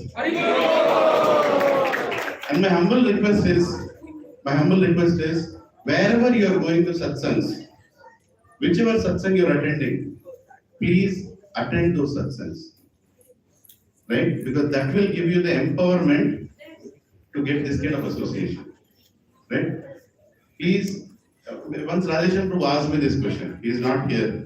But he asked me this question when he saw a house filled with, so many people. He asked, Prabhu, are all these people coming regular to your satsangs? And I told yes, because I did not want him to feel any bad about anybody. But you should think about it. Am I sincerely going to any satsang where I am supposed to serve? Right? Special mercy comes when you are sincere there. Like Prabhuji said, our sincerity attracts Krishna's mercy. Wherever you are going to satsang, please be sincerely going there, and also come to the special events which will be happening more and more. Right? Yeah. Now we have some programs coming. So quick announcement: Gaura Purnima is coming very soon, and Gaura Purnima is being celebrated in 2 places in the Gachibowli satsang. One is by His Grace Balgovind Prabhu in My Home Jewel. So whoever is close to that locality, please make sure you don't miss this opportunity. The whole mercy of Lord Krishna, if you have heard in these pastimes, Lord Gauranga's mercy is far more than what we have just heard right now in terms of any of these leelas. So please don't miss that opportunity. Okay? So, and another place where we are celebrating is here in Gachibowli, Nanakrangoda, in Praveen Prabhu's house. Right? So it is happening here. Everybody here, Hare Krishna, no other discussions, Hare Krishna. Few minutes, announcements, please. Yeah. So please make sure you are attending Gaura Purnima and you are praying to Lord Gauranga that we receive more and more association like this. When we are sincere to Lord Gauranga Mahaprabhu, he is more and more benevolent in giving his mercy. And one other, Hare Krishna. Please, just 2 minutes. Yeah. And we also have some outing camps. You see, a lot of times what happens, we come to the satsangs, we just hear the satsangs, we don't talk to devotees. But actually the nourishment is when we talk to devotees. When we develop a relationship with devotees, that's when we experience the presence of Krishna. For this, we organize camps outside our homes, outside our comfort zones. So there is a small farmhouse called Vaishnav Sevakunj, which I take care. We are doing an outing there Go on Friday night, stay Friday night, Saturday, come back to your homes in the evening. So we do Mangalarti together, we wake up together, we chant together, we serve Prashadam together, take this opportunity to associate with devotees. That's the whole objective of going to this place. So I'll be sending that update to many, to all the preachers who are here, and they can send in the respective groups. Please make an opportunity to attend. How many here want to take up some services? Please lift your hand. Services, seva. Seva endamanti cheyalannadi, cheyalepunde. सेवा किस किस को करना है? हाथ उठाओ. करना है नहीं करना है? हरे कृष्ण. ठीक है. जिस जिस को करना है. So I'm going to announce 4 sevas. One for the future, eternal seva. One a little in the future, right? And one immediate, right? You want to? You can choose which one you want to take and how you want to take it. Number 1, we have our goal. Our goal is to have a satsang in every community in Gachibowli. Every single building should have satsang. That is the eternal goal that we have. Something, a long-term vision we have. We want all of you to use your Krishna-given skills to develop your Shastric knowledge. Get inspired by the way Prabhuji was reciting verses and quoting from these verses. We all can also learn and do it. Become a messenger of Krishna in your respective communities. But that will only happen when you all chant minimum 16 rounds and read Shastras properly. For that, we are also launching a Bhakti Shastri course again. Last year, we completed Bhakti Shastri, 50 devotees finished. We are again starting a next batch next month. So I will send a message. Please sign up to that and please finish your Bhakti Shastris so that you can become qualified to make others qualified to go back to God. Right? So please take a Bhakti Shastri. And Jagannath Rath Yatra is coming. Right? So this is a little future. Last year we did Jagannath Rath Yatra in 4 communities. This year we are planning in 9 communities. Right? But one Rath cannot go in 9 communities. That's the problem that we have now. So we are going to construct another Rath. And I request everyone to come forward and make a commitment in your own heart how much you want to contribute.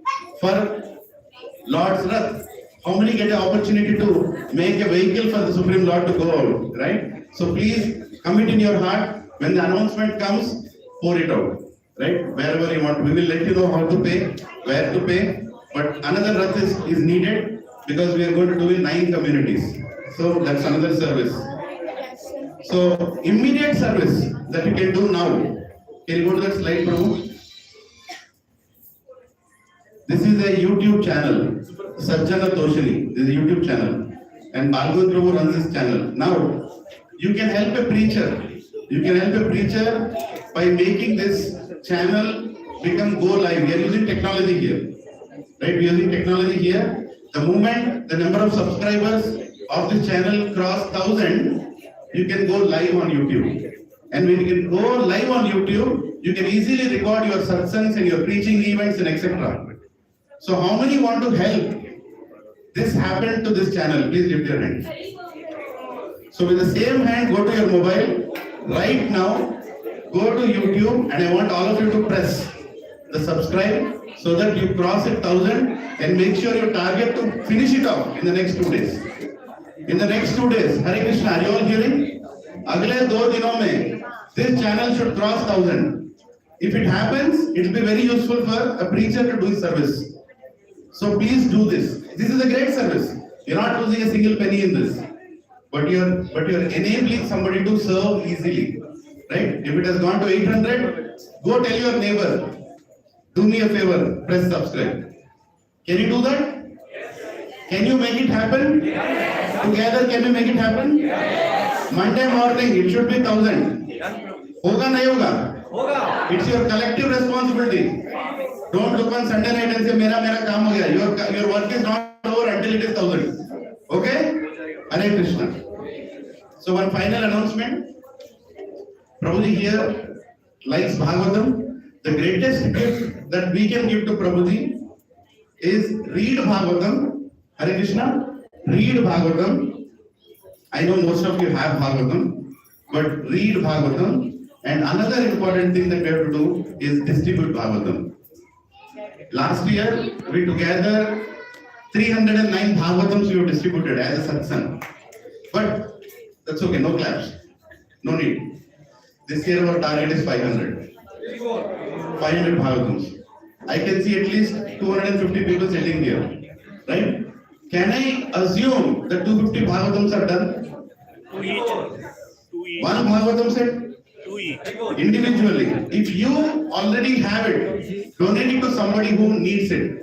Or you can identify one temple in your hometown, whichever village you are born, identify a temple there, donate a Bhagavatam set to the temple and pray to Lord Krishna that somebody will read it in the temple one day. Can you all do that? Yes. Yeah? Please have a target. These devotional targets will increase our spiritual life. Will give empowerment to our spiritual life. Please have a target. I will distribute one Bhagavatam set this year.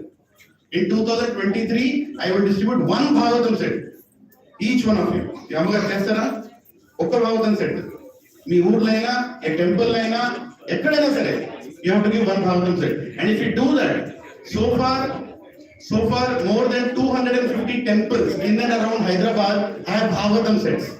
250 temples. This year our target is 500 temples.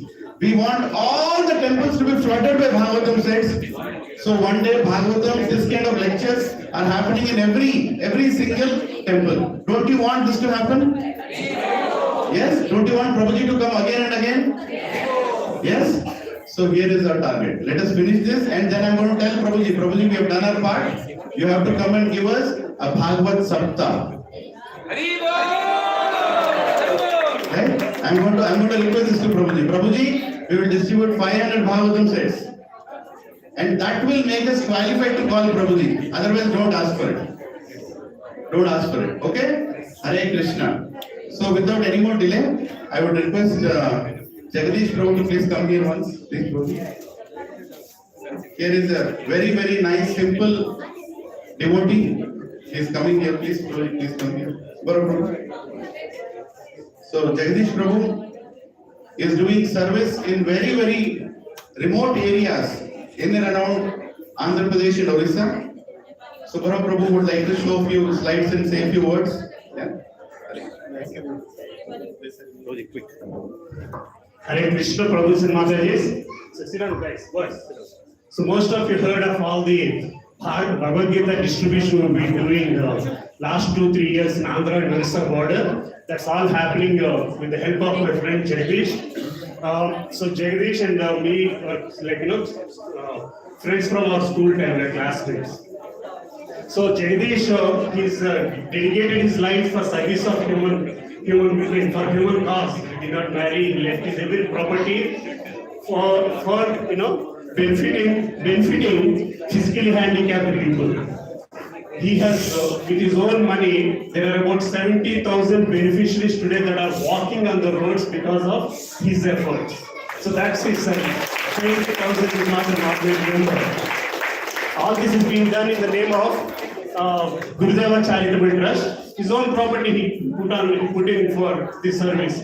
He runs a multi-specialty hospital, total free of cost for tribals.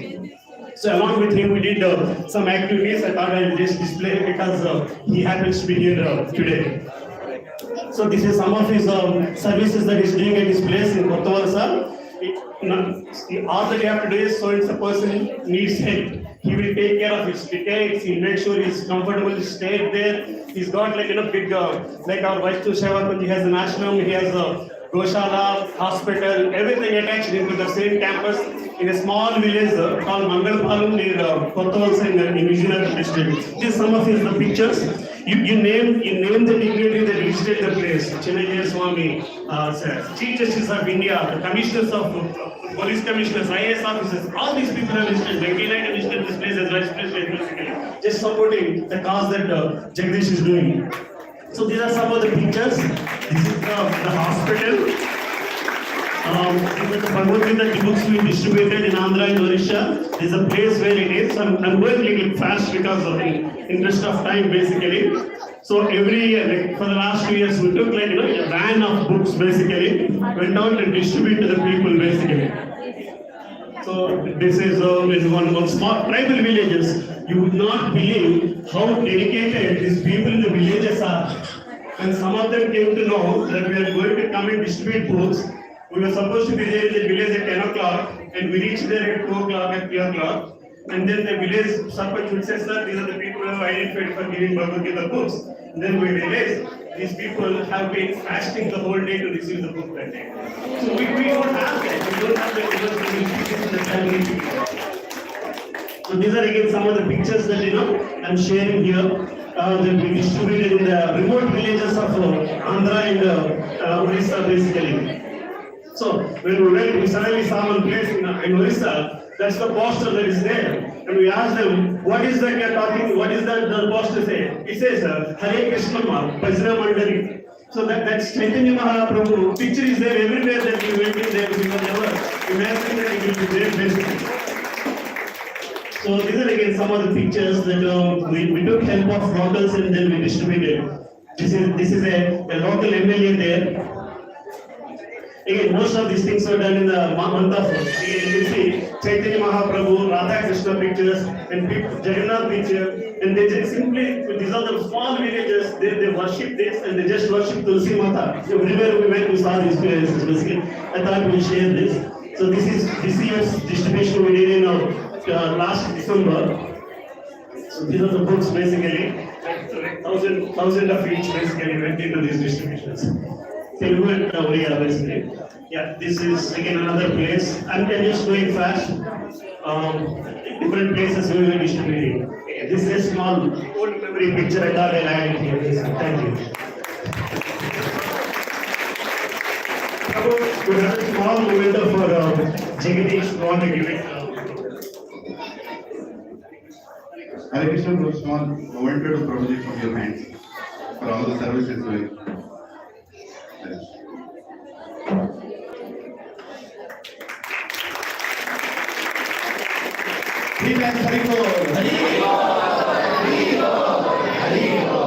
Bhagavad Gita is going to the places which nobody can walk and go. I mean, literally, you'll have to walk 20 miles into the mountains to give a Bhagavad Gita there. That is the place Bhagavad Gita is going, and Jagadish Prabhu is arranging for that. What can be a better service than this? Let us glorify, let us chant one Hare Krishna mantra for appreciating his service. Hare Krishna, Krishna Krishna, Hare Hare, Hare Ram, Ram Ram, Hare Hare. Srila Prabhupada ki jai. His grace Gauranga Prabhu ki jai. So Prabhuji has to leave now, Hare Krishna. So tomorrow morning he has to leave now. So let us sing Nashing Aarti by concluding the program.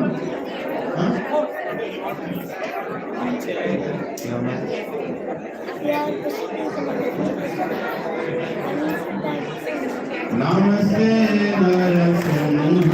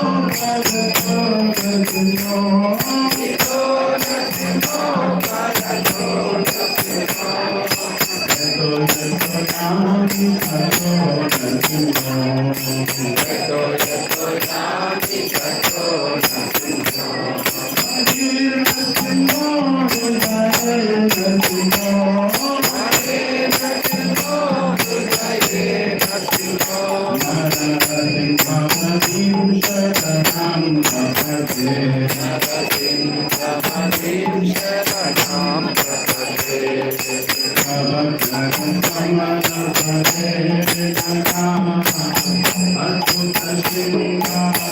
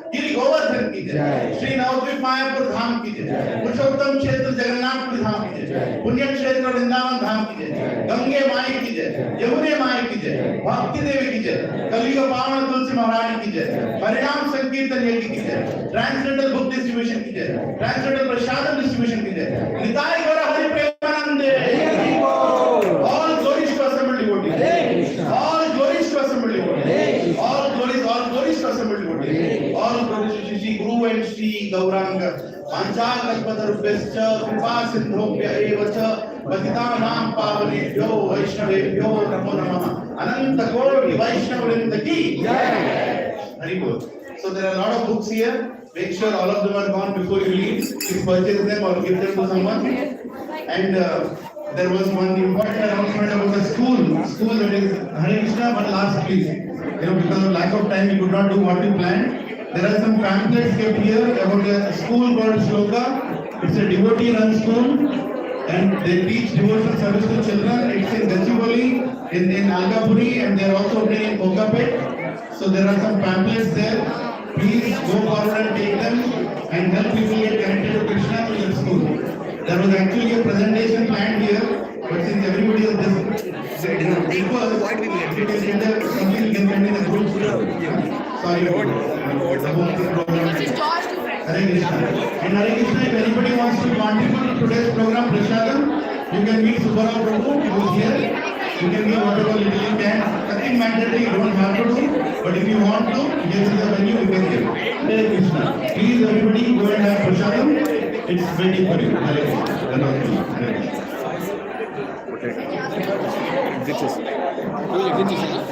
Hey, this close. I will learn you. ఫామ్ నుంచి calls వస్తున్నాయి.